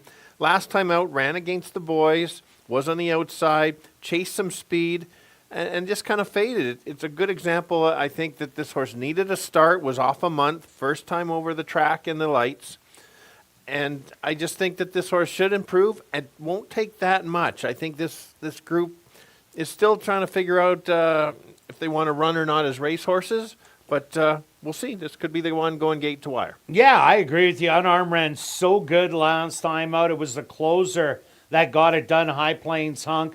Gopher was taking the drop from Maiden Allowance that day. For second, Tree Hugger, a horse that always knocks on the door, but hasn't been able to get it done. 12 starts here at the Downs. 3 seconds, 2/3, only got beat by a length last time out. Even ran a good race previous to that, where Awesome Wildcat ended up going wire to wire. But Tree Hugger's best race, definitely good enough for the top 3. Maybe today will be the day, but I'm not taking her on top. Yeah, I agree with you, maybe today.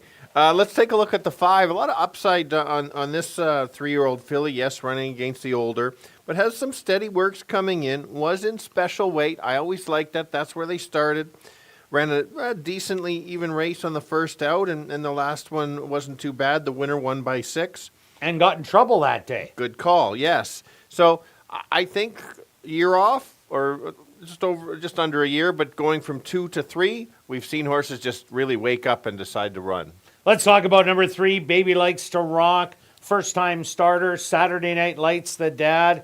10 wins from 6 furlongs to 1 mile and a 16th. The mom had 4 wins, but all of those sprinting. Not much to go on, as it has 2 siblings, but one's a 2-year-old and the other one's only a weanling. So Baby Likes to Rock does come out of a good barn where Judy Hunter has the 3 and the 5. If you're looking for maybe the upsetter that has some speed, one of them could definitely be it. Yeah, let's take a look at the 7. Only 1 start here at ASD. Was it Fauner and Sam Houston? 2 back at Fauner. No chance from the parking lot, especially at that track. I think this is a nice long shot you potentially add. It's getting a little bit of early money. Wake-up possibility. A couple races back at Sam Houston back in February. And number 1, Sundance Sally, ran against the boys first time out, rallied from the back of the field and ran 4th, only beaten 4 lengths, which was a great race. Then came back, jumped up against the girls at the maiden allowance level, but that didn't fare too well, as broke a little slow, and that's what he said was the big favorite that ended up getting it done. Will like these a lot more, and 15 to 1 for a horse that showed a little bit of something already. This could definitely be an upsetter in here, Stretch. But let's go to our picks. I need a little more time for my picks because. Oh my God!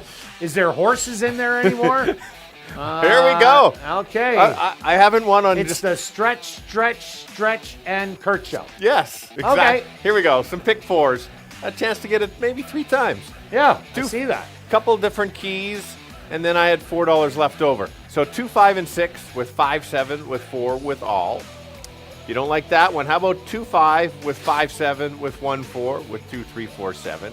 If you just want to spend $4, try this ticket. 2, 5 with 5, 7 with 4 with 7. Well, I think this is my biggest ticket of the year so far. I am keying the 2 in here, and then I'm loading up. I'm taking 2, 5, 6, 7. Then I'm taking 1, 2, 4. And then I'm taking that juicy all ticket. and hoping for long shots if I get there. That'll be $84. Good luck with all your wagers here in race 4, and we'll see you back for race 5.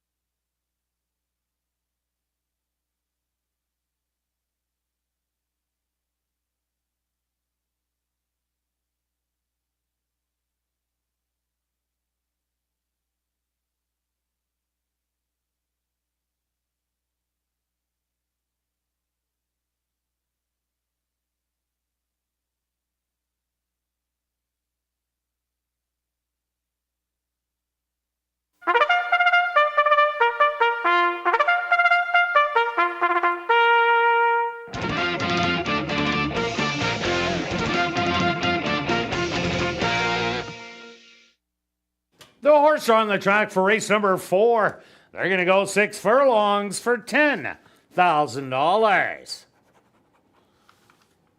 Number 1 is Sundance Sally, owned by Sylvia Rabchak, trained by Maria Stanford with Roger Hewitt. Number 2 is Unarmed, owned by Bill and Reed Mooney, trained by Bill Mooney with Dario Dalrymple. Number 3 is Baby Likes to Rock, owned by Dark Cloud Racing, trained by Judy Hunter with Sven Bowrow. Number 4, Pioneer's Tigress, was scratched. Number 5 is Bubbly Talkin', owned by Dark Cloud Racing, trained by Judy Hunter with Ronaldo Cumberbatch. Number 6 is Tree Hugger, owned by Wind Dancer Stable, trained by Wendy Anderson with Demario Bino. Rounding out the field is number 7, Zippy Season, owned by Pan Am Racing, trained by Lauren Fraser with Praven Badri. $50,000 guaranteed pick 4 wagering starts right here in race 4. They'll go to post in approximately 4 minutes.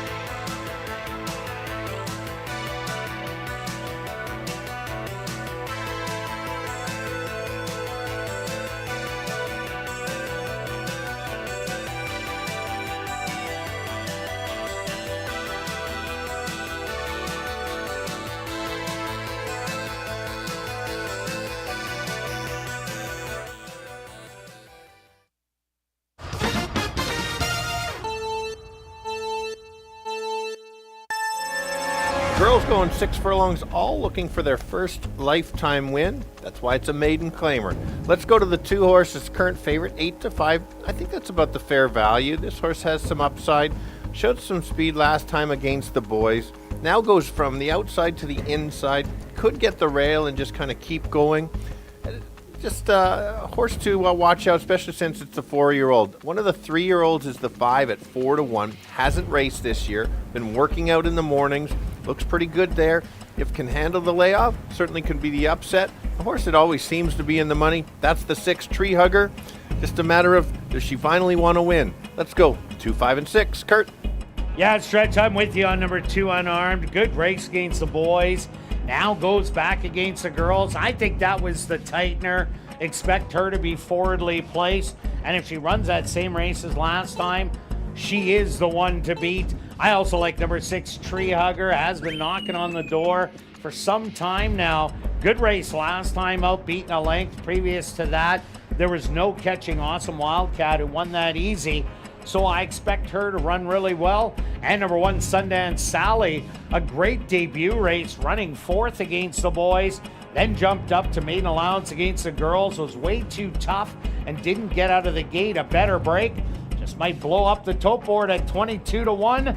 So I'm going to give you 2, 6, and 1. Good luck here in race number 4.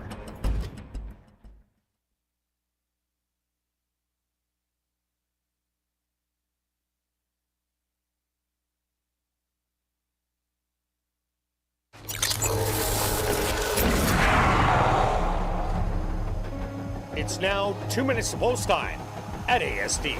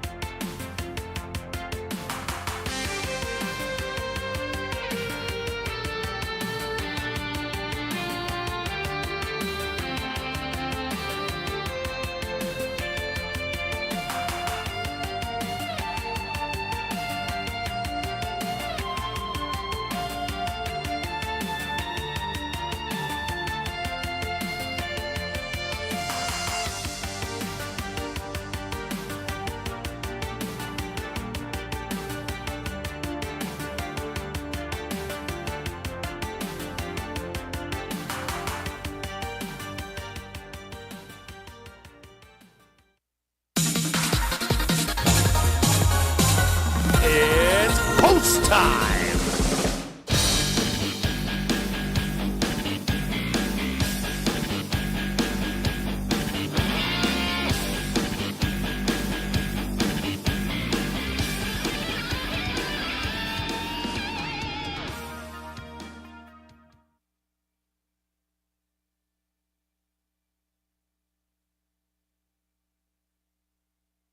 Sundance Sally, the first to go into the starting gate.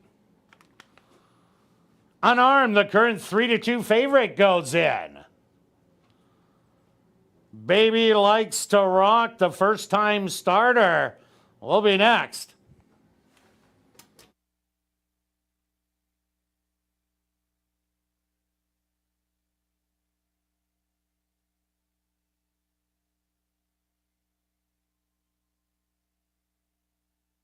Bubbly Talking set to move in. Baby Likes to Rock fractious in the starting gate.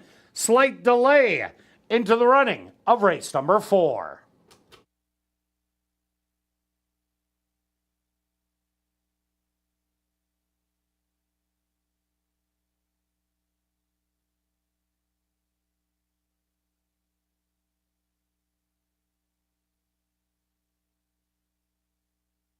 Ladies and gentlemen, we have a late scratch to report, and this is a 4th race. Scratch number 3, Baby Likes to Rock. Once again, a late scratch here in race number 4. Scratch number 3, Baby Likes to Rock. If you wagered on number 3, Baby Likes to Rock, there will be a complete refund. If you use number 3, Baby Likes to Rock, in your pick 3s, pick 4s, or pick 5s, the favorite at post time will be substituted. Late scratch here in race 4. Scratch the 3. Baby Likes to Rock. Approximate post time, 3 minutes away.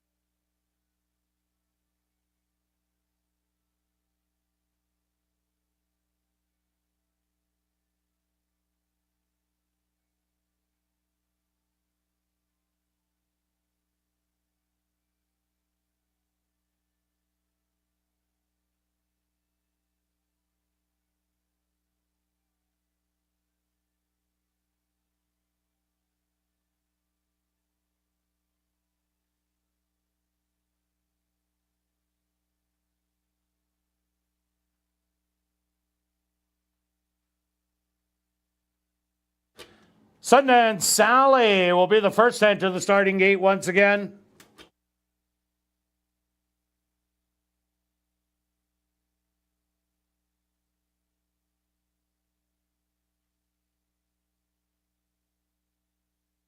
Unarmed, the 8-5 favorite is in.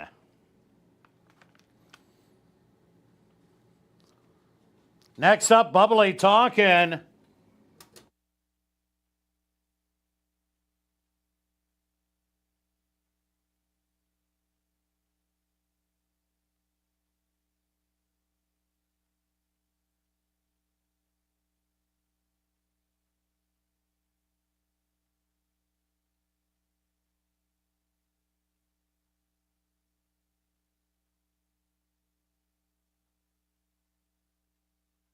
Now just waiting on Tree Huggers in and Zippy Season to the outside. Once again, they're all set. They're at the post and they're off. Quickly from the outside, that's Tree Hugger. Showing a little bit of early speed to the outside, Zippy Season. Gonna put a little pressure in second. Bubbly Talking in between horses in third. Unarmed back to fourth. And Sundance Sally will be the early trailer. About 7 lengths off the lead. But it's Tree Hugger through an opening quarter of 25-1. Zippy Season to the outside, the favorite.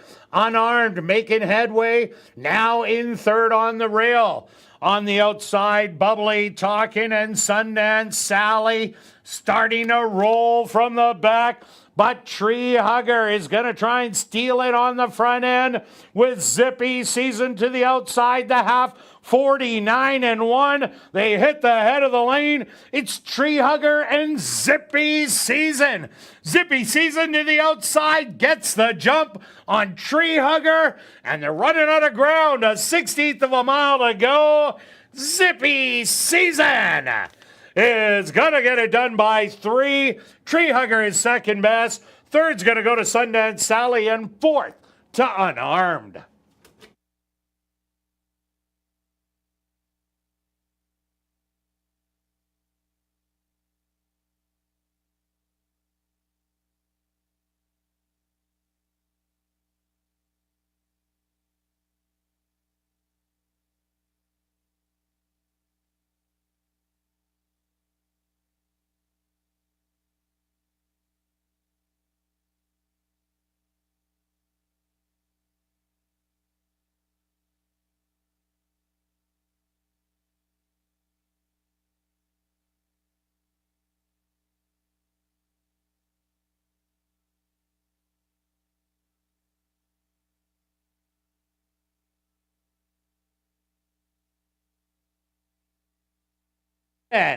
As your race winner, second goes to number 6, Tree Hugger. Third to number 1, Sundance Sally. And fourth to number 2, Unarmed.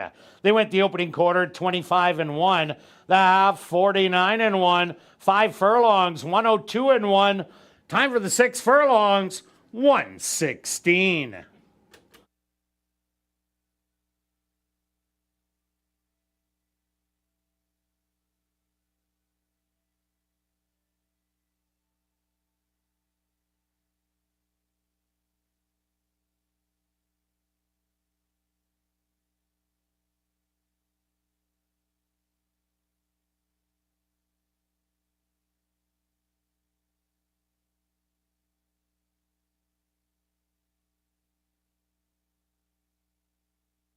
Now entering the winner's enclosure, the unofficial winner here in race number 4, that's number 7, Zippy Season. Zippy Season is a dark bay or brown filly, 4 years old, by Mean Season. Out of the mare, Zip Zip Away by Officer. Owned by Pan Am Racing, trained by Lauren Fraser, and ridden to victory by Praven Badry. Time for the 6 furlongs, 116.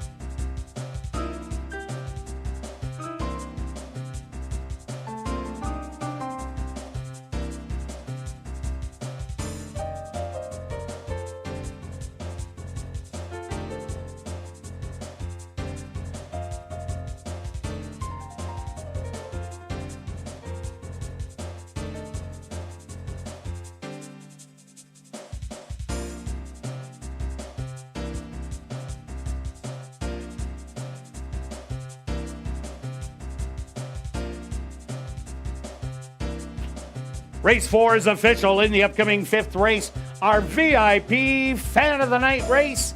Number 3, Double Time. The claiming price should be $4,500. Number 4, Exotics Bear, will not run on Lasix.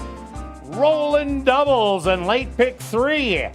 Here in race number 5, they'll go to post in approximately 15 minutes. And be sure to join us on Canada Day, Tuesday, July the 1st, for an unforgettable evening. Live racing will kick off at 7:30 with free family fun and activities, followed by a spectacular fireworks display presented by Campfire Pyrotechnics. After the fireworks, stick around and enjoy some great music to keep the celebration going. Admission is free for everyone, and please take note that there will be a $10 parking charge after 8 p.m. Celebrate Canada Day with thrilling races and a dazzling show in the sky.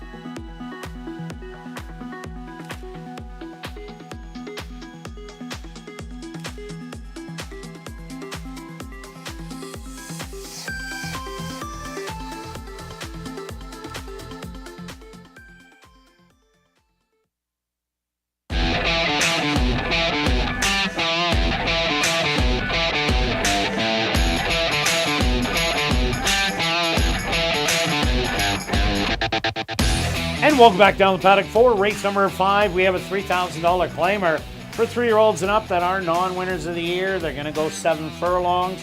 Number 3, Double Time, the claiming price, $4,500. Number 4, Exotics Bear, will not run on Lasix. Quick look back at race number 4.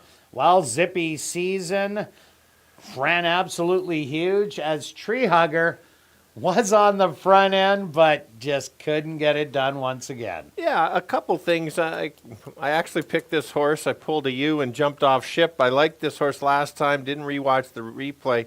A couple of key points. You look at the Sam Houston race, had the one start here, and also will work out since. So they clearly figured something out, ran a big race, ran back to those Sam Houston races, and very involved. Almost $100,000 in pick 4 today. Thanks for getting involved.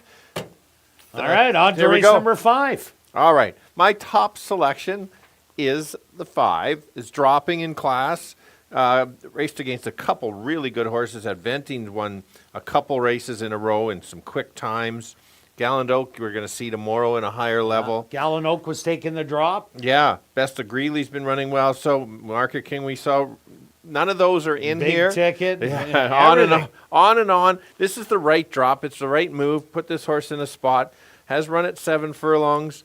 Several times. And you know, limited success, but has been around. I just think this is the horse to beat. Yeah, I agree with you there, but I'm taking a shot here on number 2, Poderoso Aki.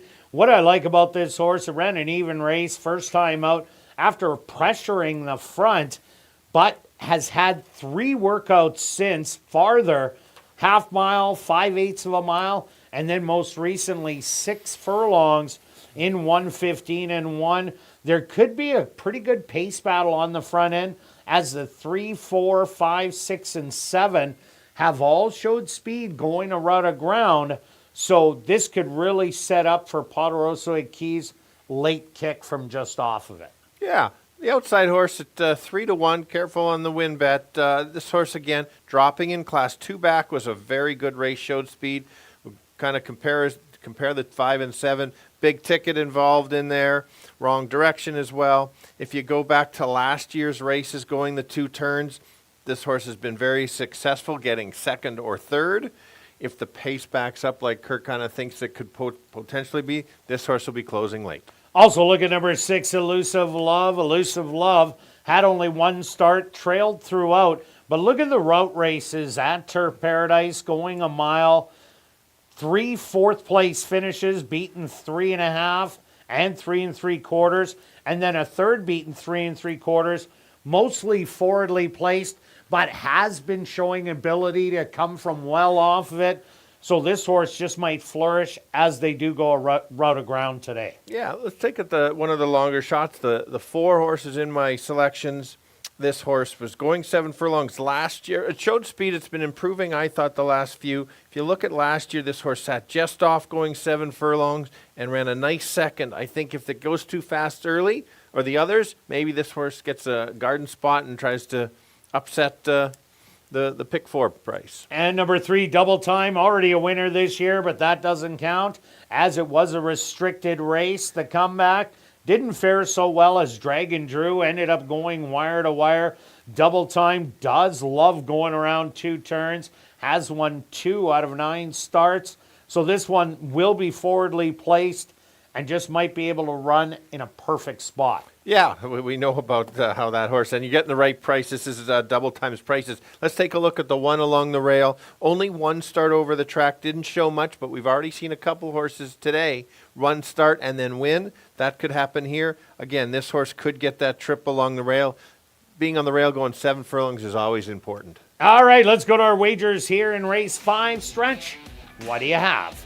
Got one of my triangle or pyramid pick tri wheels, 5-7 with 2, 4, 5, 7 with 1, 2, 4, 5, 6, 7. $24. Well, I'm just going to take an exactor box. I'm running out of money here. So I'm taking 2, 5, 6, and 7, a $1 box for 12. I'm doing a $2 box for 24. Good luck with all your wagers here in race 5. We'll see you back for race 6 for classic high 5 wagering.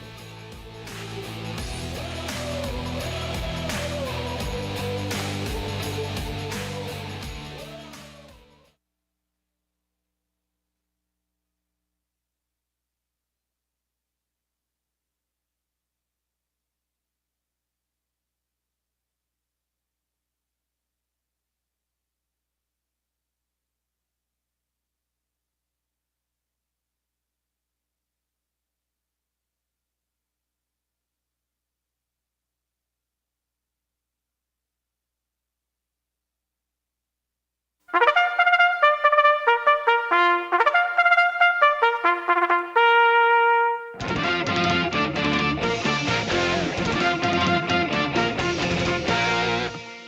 horses are on the track for race number 5, our VIP Fan of the Night race. They're going to go 7 furlongs for $10,000. Number 1 is Running for Cover, owned by Dark Cloud Racing, trained by Judy Hunter with Ronaldo Cumberbatch. Number 2 is Poderoso Key, owned by Black Diamond Stable and Napoleon Mike, trained by Tom Gardapi Jr. with Antonio Whitehall. Number 3 is Double Time, owned and trained by Steve Thompson with Siobhan Bell. Number 4 is Exotics Bear, owned by S&S Racing, trained by Maria Stanford with Dane Dawkins. Number 5 is Will the Thrill, owned by Stash's Stable, trained by Fred Rawson with Sven Balro. Number 6 is Elusive Love, owned by Murray Clearsky, trained by Sherry Lang with Sachin Paris. Rounding out the field is number 7, Far Beyond, owned by King Couture and Sharon Ewell, trained by Jared Brown with Demario Bino. Our VIP Fan of the Night race. Here in race number 5, they'll go to post in approximately 4 minutes.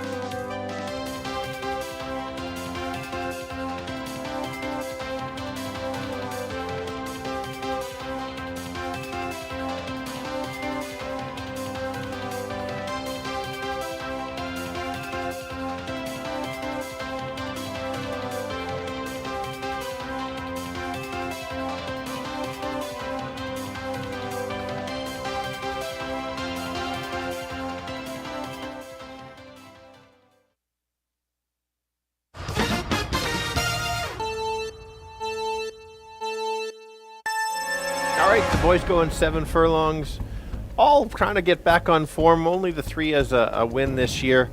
It's fast to the turn on the 7 furlongs. Let's take a look at the 5. Will the Thrill has been racing against a little bit of competition and hasn't been that far out of it. Runs back to those races, or the 7 furlongs at Sam Houston earlier in February, certainly is the horse to beat. Another one to consider, dropping in class, running against a little bit easier. That's the 7. Successful at this distance, being in the money. Doesn't like to win too often. Careful on the win bet.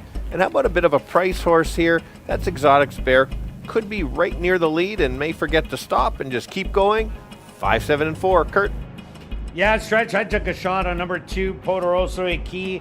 Lot of speed in here on the outside. Poderoso should be able to get a pretty good rail trip in here, as everybody will gun for the lead as they do going 7 furlongs. And this horse will get a lot better the farther they go. And 3 workouts since the last race. I do like number 5, Will the Thrill. Any of the horses that beat it would be about 1 to 5 to 1 to 9 in this race. ran really good last time. It's just the 2 turns that is a little bit of the question mark. And I do also like number 6, Elusive Love. Those races back in Turf Paradise, was able to go close to the lead or rally from way off of it. But if it brings any of those races, makes it a big contender at a huge price, 19-1. But I'm going to give you 2, 5, and 6. Good luck here in race number 5.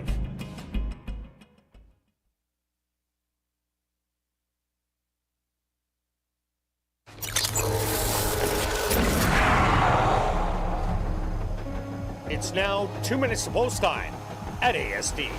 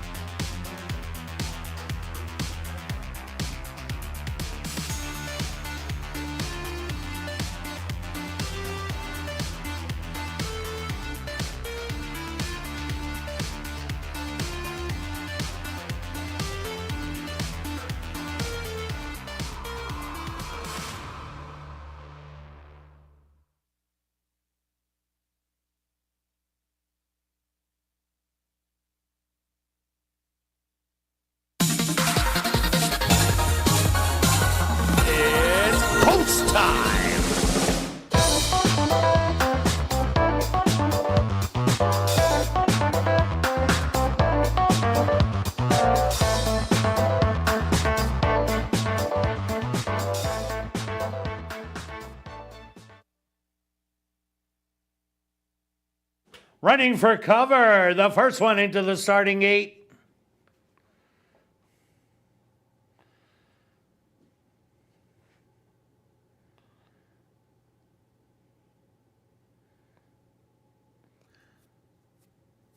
Poderoso Key, the next one to go in.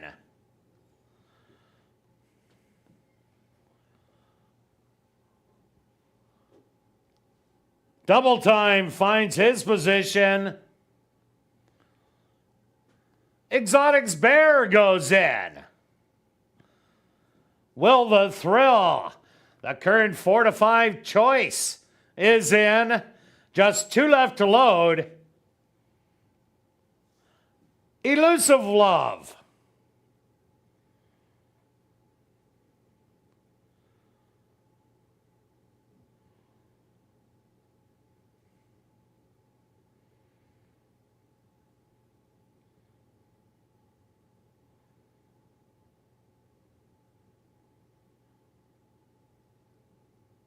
Elusive Love is now in. And now just waiting on Far Beyond.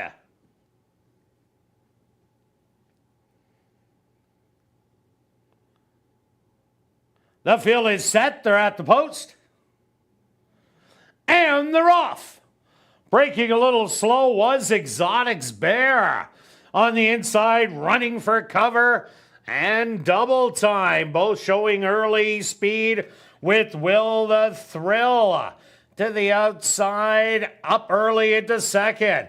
Back in fourth, Poderoso Key, Exotic's Bear, and Elusive Love running together, and Far Beyond will be the early trailer. About 6 off the lead. The opening quarter, a sluggish 26 seconds. And on the inside, Double Time. Will the Thrill now looks him in the eye and pulls past by a head. Still on the outside, Elusive Love in third. Moving up the inside, running for cover. Poderoso Key hugging the rail. Far Beyond making a bold move 4 wide. And Exotic's Bear the trailer. The half sped up to 50-1. And it's still Double Time and Will the Thrill. Right behind them, Far Beyond and Poderoso Key. They hit the head of the lane, and Double Time spins out of the turn with the advantage by a length. But Will the Thrill not giving up on the outside. A 16th of a mile to go. Double Time. Will the Thrill. The favorite is going to get it done. Double Time will be second best. Third's going to go to Poderoso Key. And fourth to number 1. Running for cover.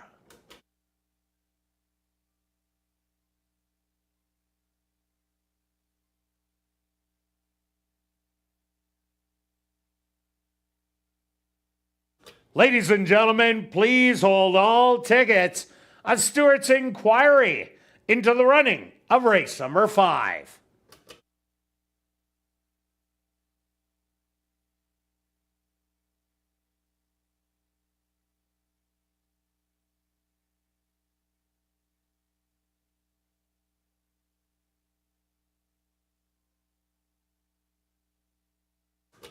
The Stewart's inquiry is into the start of race number 5. The Stewart's opposed to number 5, Will the Thrill. As a race winner, second goes to number 3, Double Time. Third to number 2, Poderoso Key. And fourth to number 1, Running for Cover. They went the opening quarter 26 seconds. The half 50-1. 6 furlongs, 1:15-3. Time for the 7 furlongs, 1:29-1.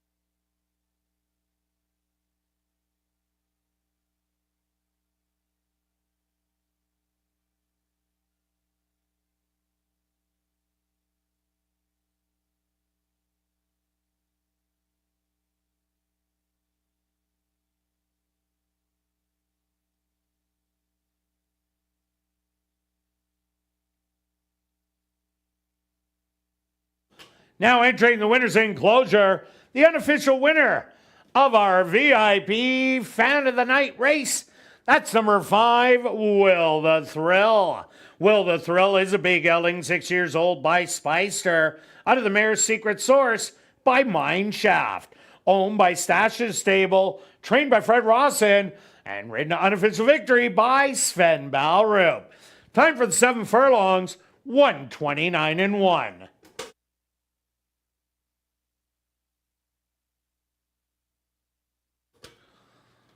Congratulations goes out to jockey Sven Balrup, who scores the double. 2 wins for jockey Sven Balrup. Ladies and gentlemen, the Stewart's Inquiry was into the start of race number 5. The inquiry sign has been removed off the board. There will be no changes.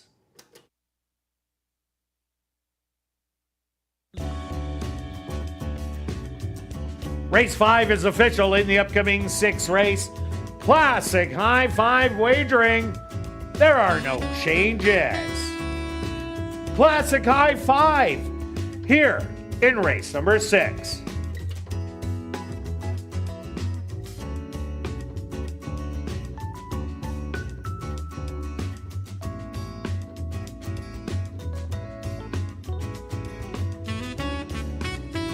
And time is running out to get your 50-50 tickets. The current jackpot, $1,160 and still growing. Tickets are 1 for 10, 10 for 20, 50 for 50, or 200 for $100. Tickets are available at guest services, the VLT cashier's cage, from the roaming 50-50 ticket seller, or just go online at 5050.asdowns.com. Sales close at 9:50 p.m., a little over 15 minutes away. You don't want to miss out.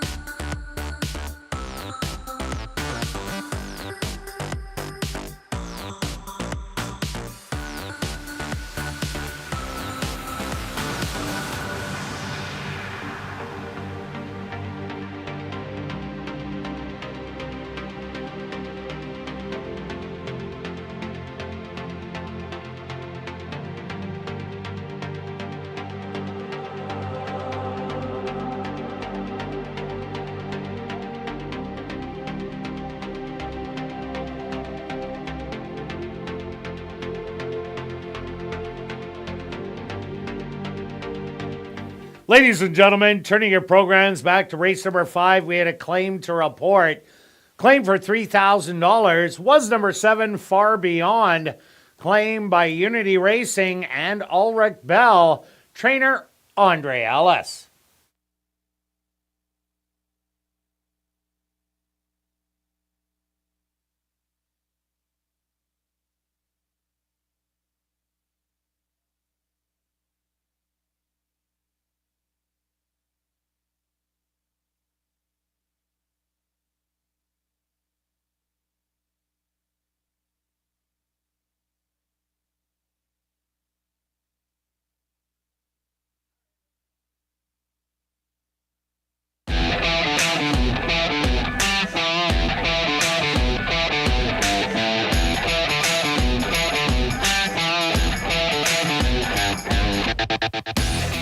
And welcome back down the paddock for race number 6. We have an allowance optional $12,500 claimer for fillies, mares, 3-year-olds and up. They're going to go 7.5 furlongs. Classic high five wagering. Quick look back at race number 5. Stretch double time. Almost hung it on him again at 30-1. But will the thrill prove best in the end, just wearing down double time? Yeah, it's amazing on double time if the horse is doubled, like those kind of odds run so big. It's just great to see. 11-year-old and has 10 lifetime wins. Exciting and a good battle. Well, no, full credit to Will to run the horse down late. And yeah, let's keep going. There's $14,000 of tickets still alive, so basically 14%. Let's start with the favorite. Look at that. Jake's already ready to go. This horse is a good example. Like I said, we've been seeing the one start over the track and then come back with a win. That's what this horse might be able to do. Went only 5.5 furlongs, dropped back to basically last, then got out and made a late close, finished with a gallop out. Just had too much to do. At 5.5, you can't sit that far back. I think this horse is better going 2 turns. Look at the Tampa race on January 12th. Run that race and wins handily. And Stephen Kaplan Jr. is just having a fabulous meet. I also like number 1, Catch the Dream, getting great odds at 15-1. Only had 1 start this year, but unfortunately ran into Distinctive Deb and Sum It Up. Distinctive Deb won by 7, so it was only 3 lengths out of second. Sum It Up came back and won rather handily in the next start at the level, beating Island High, the 2-horse, and Marvelous Lady, the 4. So Catch the Dream, I think, is a better horse going around 2 turns. Dane Dawkins now jumps aboard, and he knows this horse really well as he's ridden it 5 times, has 2/3 and 2 seconds, and the matron was just way too tough. But there's a lot of speed in this race that could set up for a closer. And if they do go speedy up front, Catch the Dream, I think will fly with the rail trip. Yeah, I'm glad you mentioned that. That's why I have my picks thinking that there's a bunch of early pace, sets it up for the closers. That's why I've got the longest shot on the board as my 3rd selection, under budget. Truly likes the distance, will be sitting at the back, try to make that late move. Yes, the first 2 starts, not that great, but probably waiting. 3rd start off a layoff. Has a workout coming in. I do like that coming to set this horse up to at least complete maybe the exactor or the try. And number 2, Island High, will be the inside speed of the race. We've seen double time with the inside of the speed. Almost get it done. Island High running really well. 1-2 outs ago. Last time out, Chase Sum It Up.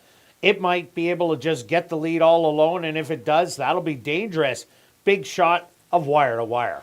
Yeah, let's look at the 3. The second choice going off at 5-2 makes sense.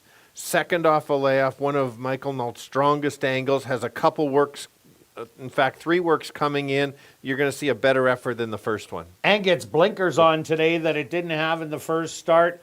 Also look at number 7, Get My Drift. Another one that has been showing speed, but unfortunately hasn't been able to keep it going. Beaten double digits in both starts. Unfortunately draws post position number 7, but will have a little bit more run to that first turn, as this is 7.5 furlongs. So not out of the question. Yeah, and the 6 is another 10-1 shot that likes to show speed, but interesting, last time sat at the back and made a close, kind of set this horse up maybe for a second or closer to the pace. Lauren has a win tonight. He does have a win already, and but 2 nice works coming in. Exactly right. So ready to go. All right, let's go to our wagers here in race 6 stretch. What do you have? I've got a $2 tri wheel, 4 with 1-5 with all. So look at that. You've got my bet. I've got yours. Yeah. Yeah. And we're switching it up. I'm going to go 40 to place on the 1. Good luck with all your wagers here in race 6. We'll see you back for race 7.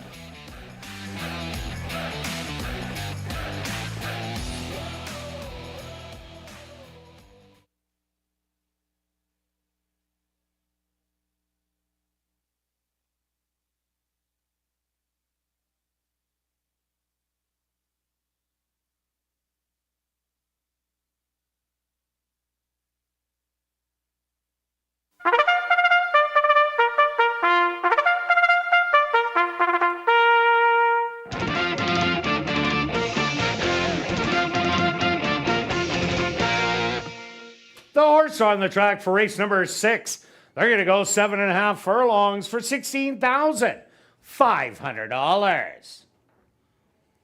Number 1 is Catch the Dream, owned by Greenlaw Farms, trained by Carl Anderson with Dane Dawkins. Number 2 is Island High, owned by Arneson Farms, trained by Lise Pruitt with Ronaldo Cumberbatch. Number 3 is JJ's American Diva, owned by A2 Thoroughbreds, trained by Michael Nault with Demario Bino. Number 4 is Marvelous Lady, owned by Arneson Farms, Drop-In Racing, James Keplin and Parker Wallette, trained by Steve Keplin Jr. with Praven Badri. Number 5 is Under Budget, owned by Wind Dancer Stable and Norm Suderman, trained by Wendy Anderson with Sven Balro. Number 6 is Warren's Memorable, owned by Pan Am Racing, trained by Lauren Fraser with Roger Hewitt. Rounding out the field is number 7, Get My Drift, owned by Hardball Stable, trained by Stephen Gaskin with Rashad Knights. Classic high-five wagering. Here in race number 6, they'll go to post in approximately 4 minutes.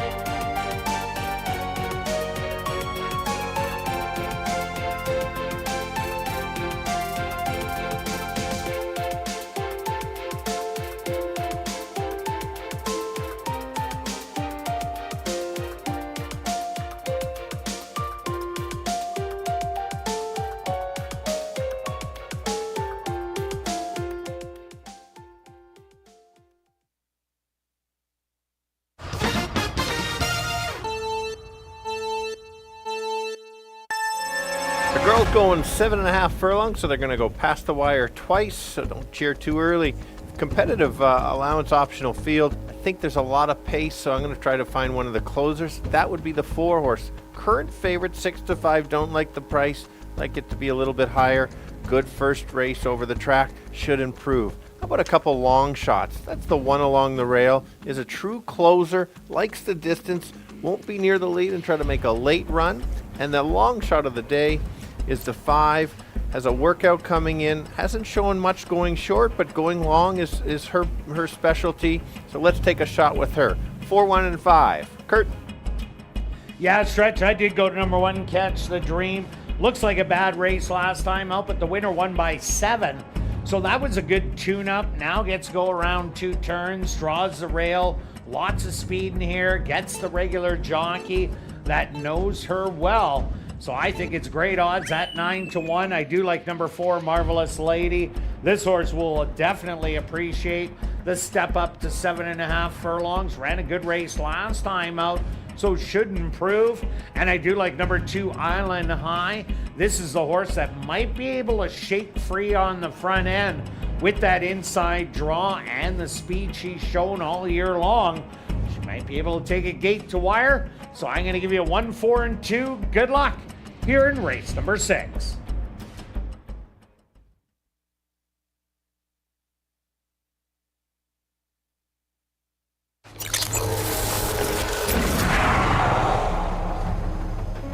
It's now 2 minutes to post time at ASD.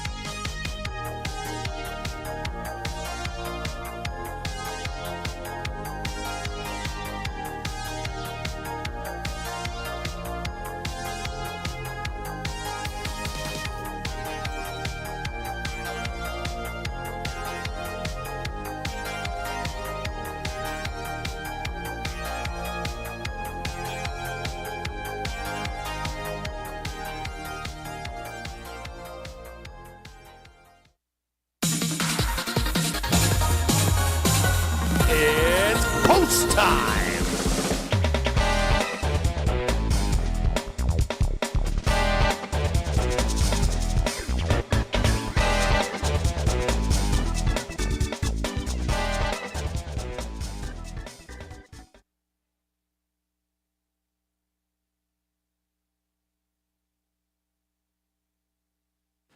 Catch the Dream leads the filly and mares into the starting gate.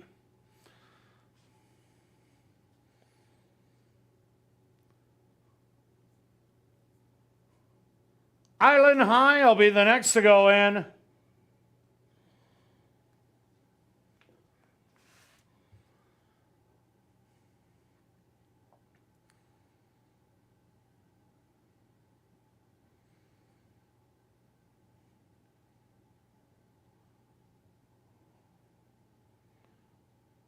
Next up, JJ's American Diva.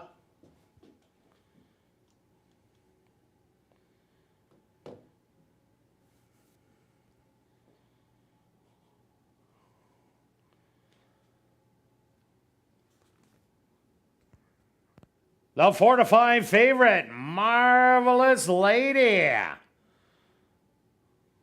She's going to be next.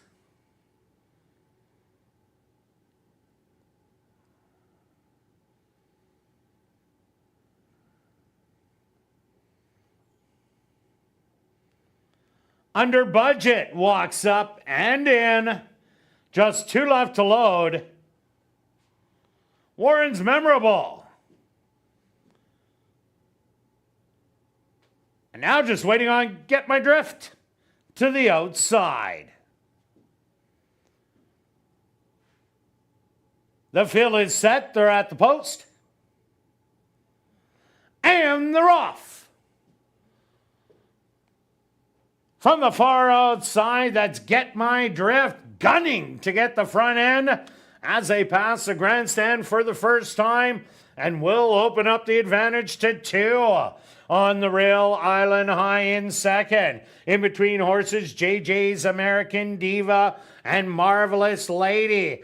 3 wide in fourth. A gap of 4 more back to Warren's Memorable. Catch the Dream on the rail. And Under Budget will be the trailer. About 8 lengths off it. A quick opening quarter in 24 and 3. And Get My Drift running easy with that lead by 2 lengths. Marvelous Lady right there in second. Island High, a rail-hugging third. 3 more back to JJ's American Diva. Warren's Memorable starting to gain ground. Then it's Catch the Dream. And Under Budget, the half a quick 48 and 3. And the siege is on as Get My Drift now has to battle on the outside. Marvelous Lady and Island High on the rail. It's Island High and Marvelous Lady. These two banging it out with almost a 16th of a mile to go. But Marvelous Lady has now kicked it into gear and sprinted clear and is going to win by 4. Catch the Dream rallied for second. Very close for third and fourth between Island High and Warren's Memorable to round out the top 4.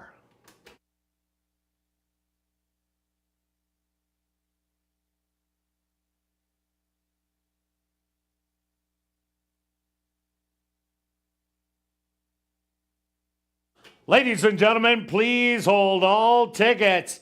A Stewart's inquiry into the running of race 6.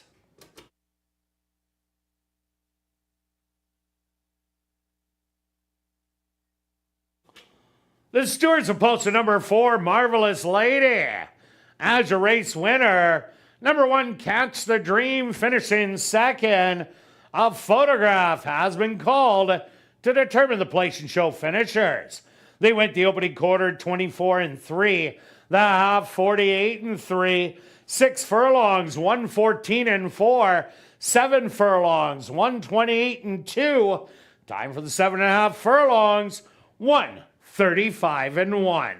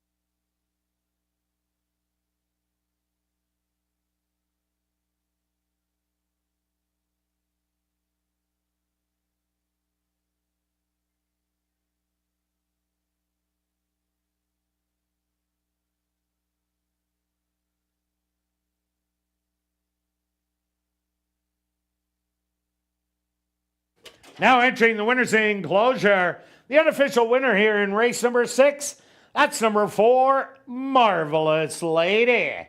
Marvelous Lady is a chestnut mare, 5 years old, by Kozan, out of the mare Sapphire Blue by Mr. Greeley. Owned by Arneson Farms, Drop-In Racing, James Keplin, and Parker Wallette. Trained by Steve Keplin Jr., and ridden to victory by Praven Badri. Time for the 7.5 furlongs, 1:35-1. Congratulations goes out to jockey Praven Badri, who scores the double. 2 wins for jockey Praven Badri. Results of the photo show that number 6, Warren's Memorable, finished in 3rd. 4th goes to number 2, Island High, and 5th to number 5, Under Budget. The Stewart's Inquiry was at the head of the lane for number 7, Get My Drift. So the Stewart's Inquiry into the stretch drive. And ladies and gentlemen, after reviewing the films, the Stewarts are removing the inquiry sign off the board. 41625 will become official.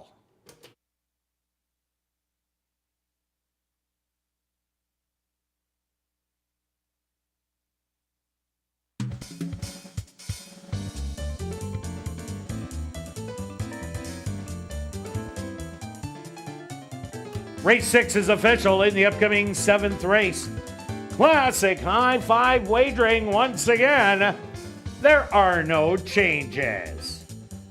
Post time for race number 7, 16 minutes away.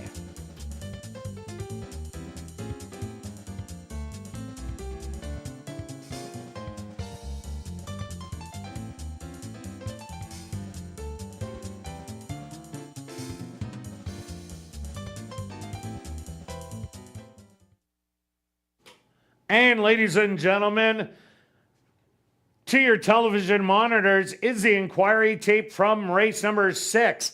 Pay special attention to the horse in orange. That's number 7, Get My Drift. If you can roll it from here, this is the South Tower shot. As you see, the 7 in between horses. And ends up just bolting to the outside. And after reviewing the films, the stewards said there's no change. Once again, this is pan shot showing number 7 in between horses bolting to the outside. Did not interfere with anyone. So thus, no changes.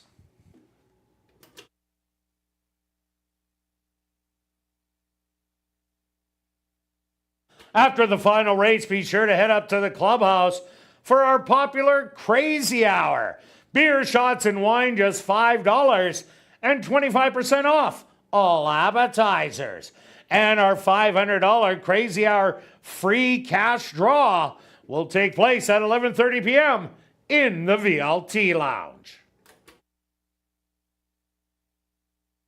And ladies and gentlemen, we've drawn our winning number in tonight's 50-50 draw. The winning number, 1862935.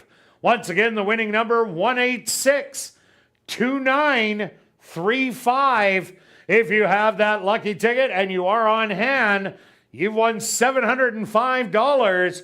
And you can please report to guest services on the main floor south end to claim your prize.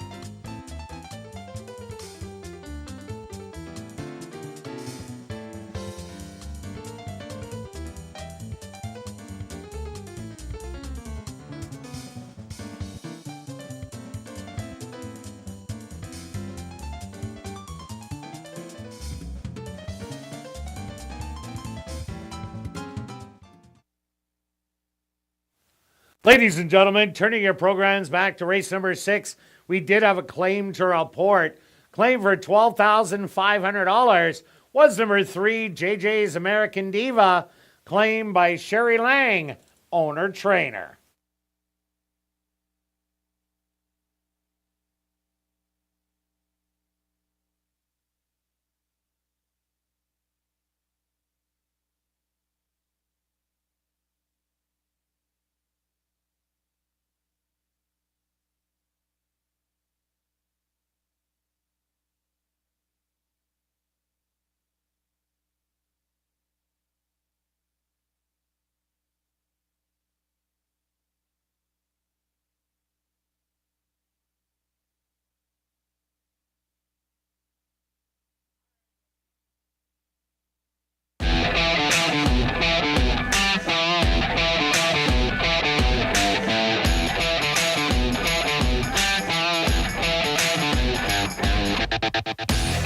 And welcome back down the paddock for race number 7.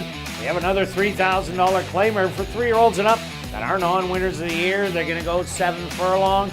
Quick look back at race number 6. While stretched, there was a heated pace. Marvelous Lady was just behind it, moved into it, but she definitely proved best in the end. Yeah, it was a smart ride, recognizing, and we talked about late closers because of the pace. Sure enough, the one got up and paid a very nice place price and completely tried. Paid very well, too. All right, here we go. Closing it out on non-winners in a long time for many of them. I'll go to the outside horse, going off at 2-1. This is a horse that can go to the lead, but I think it's just going to sit back. It's dropping in class, so that's why I say maybe, but I think it's going to stalk. Best race last year was in July, sat just off the pace and circled and took over. Yeah, Praven Badri going for the hat trick. I also like number 6, Not a Cap but a Card. 3 consecutive workouts, kind of like Poderoso Aki, who ended up running so much better, ran a game third. Not a Cap but a Card was a solid $5,500 to $7,500 claimer. That is a stalker, and with all the speed, should get a good trip. Yeah, the 3-horse hasn't run that well this year. First start was okay. Drops in class, does like going the 2 turns. Had to include this if there is a pace battle. Also, number 5, Argentina Cries, does have a 6 furlong work coming in 1:14-1. Ran a pretty sneakily good race last time out. Now steps around 2 turns, not a lot of experience, but coming out of a good barn. Yeah, let's take a look at the 1 and the 2. Both can show speed. It's a matter of which one gets loose. If they battle, they're probably neither one's there. It just depends. The 2 struggled before the start of the race last time. I'm throwing that race out. And number 4, Reserve Proof, taking the big drop down from 7,500. Last time it went 2 turns, opened up on the tough field, but wasn't able to keep going. Lots of speed in here, a tough one. Let's go to our wagers here in race 7, Stretch. What do you have? It's very easy. Taking a chance on the 7 because it's all or nothing 7 with everybody. Now, only $30, and I'm going the exactor. 7 with 356, and then 356 on top of 7. $1 is $3 each. I'm doing a $4 one for 12 each. Good luck with all your wagers here in race 7. We'll see you back tomorrow, 6:45 Central for ASD Live.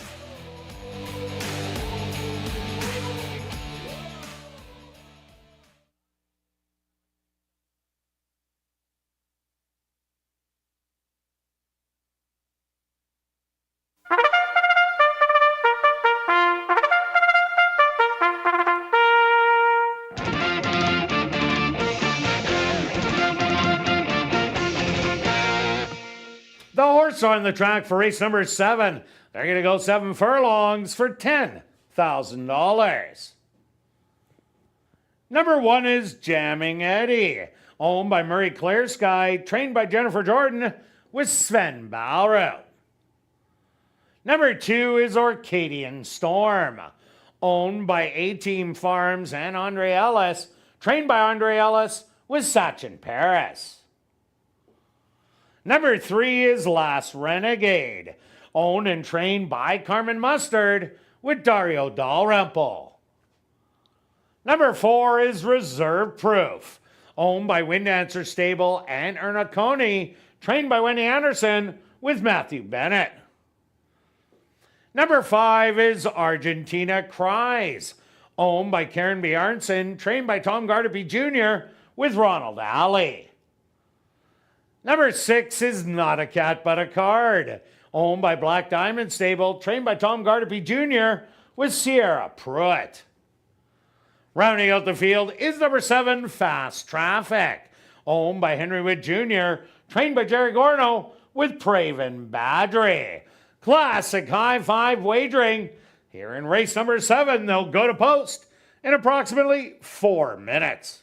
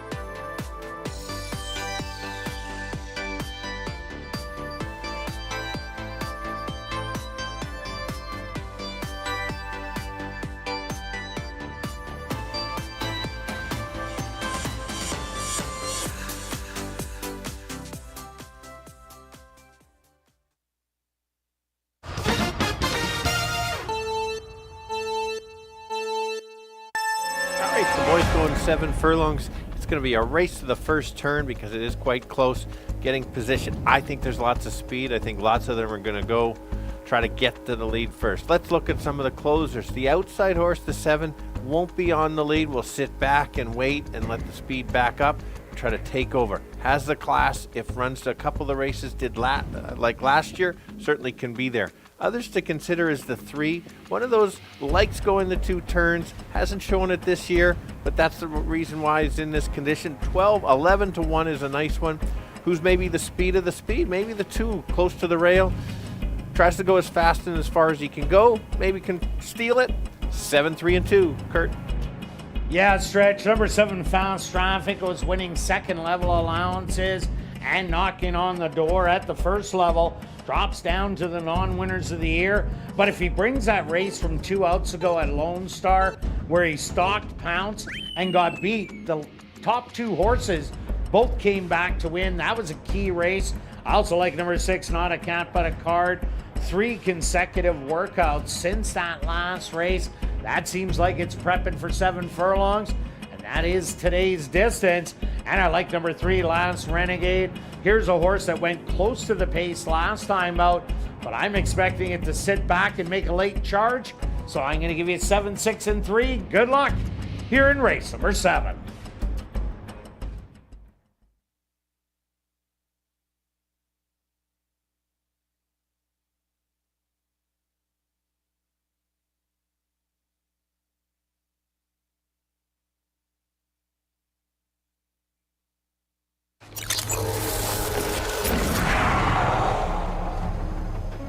It's now 2 minutes to post time at ASD.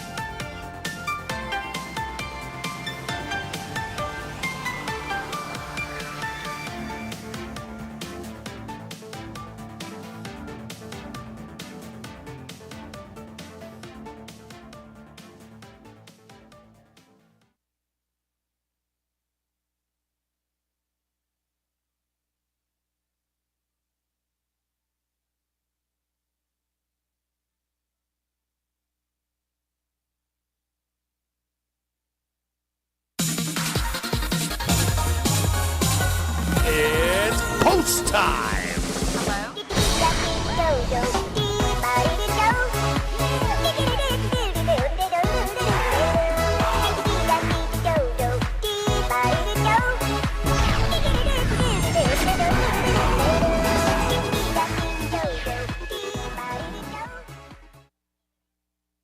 Front gates are open for number 2, Arcadian Storm.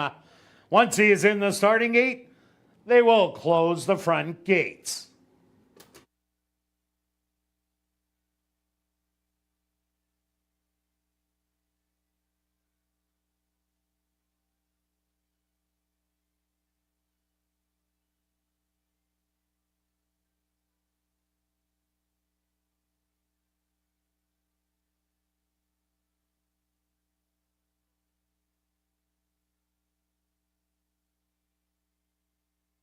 Arcadian Storm now in. Next up, Jamming Eddie on the inside. Last Renegade moves up and in.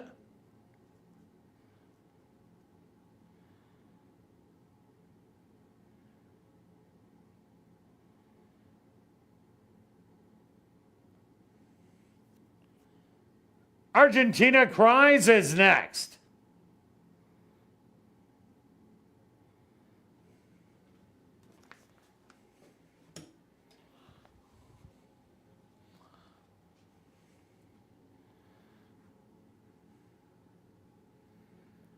Here comes Not a Cat But a Card.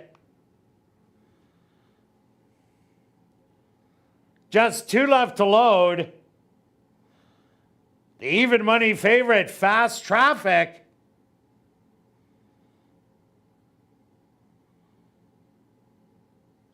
And now just waiting on Reserve Proof.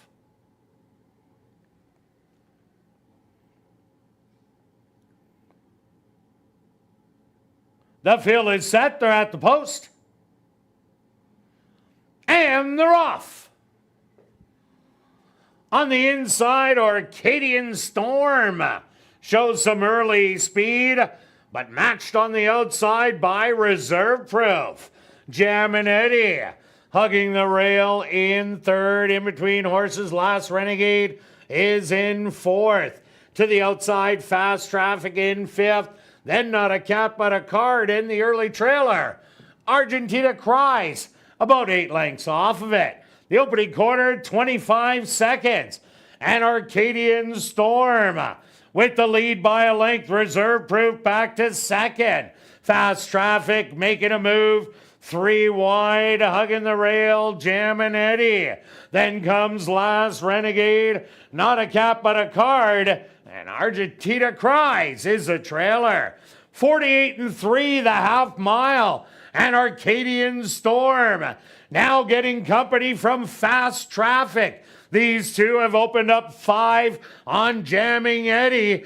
Making a rally behind them, Not a Cat But a Card, and Argentina Cries. They hit the head of the lane. To the outside, Fast Traffic. Arcadian Storm back to second. But Fast Traffic, more to offer. And Jammin' Eddie trying to come up the rail. But it's Fast Traffic. The favorite is going to win by 2. Jammin' Eddie in second. Third's going to go to Arcadian Storm. Fourth to Last Renegade. And fifth to Argentina Cries.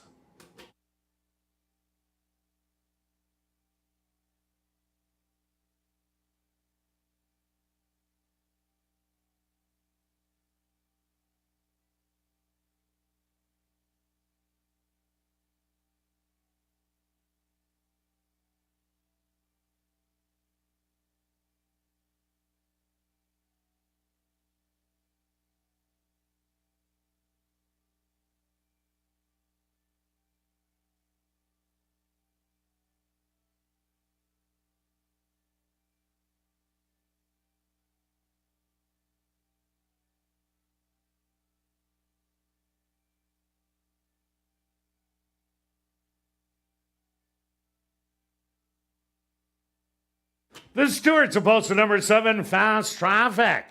As your race winner, second goes to number 1, Jammin' Eddie. Third to number 2, Arcadian Storm. Fourth to number 3, Last Renegade. And fifth to number 5, Argentina Cries. They went the opening quarter, 25 seconds. The half, 48-3. 6 furlongs, 1:15-2. Time for the 7 furlongs, 1:29-3.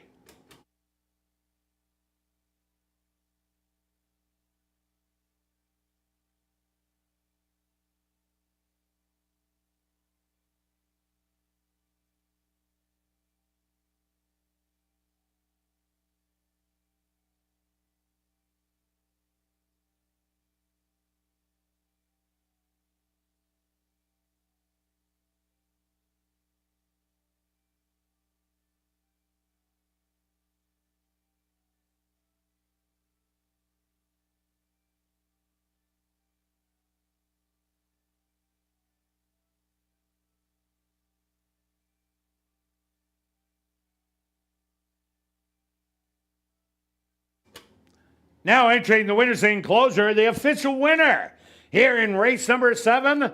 That's number 7, Fast Traffic. Fast Traffic is a dark Bear Brown gelding, 5 years old, by Cross Traffic, out of the mare Summer Place by Super Saver. Owned by Henry Witt Jr., trained by Jerry Gorno, and ridden to victory by Praven Badri. Time for the 7 furlongs, 129-3. Congratulations goes out to jockey Praven Badri, who scores the hat trick. 3 wins for jockey Praven Badri. Well, now it's time to head up to the clubhouse and enjoy Crazy Hour. Beer, wine, and shots, $5 and 25% off all appetizers. Plus a free $500 cash draw that will take place at 11:30 p.m. in the VLT Lounge. And don't forget, live racing resumes tomorrow and Wednesday at 7:30.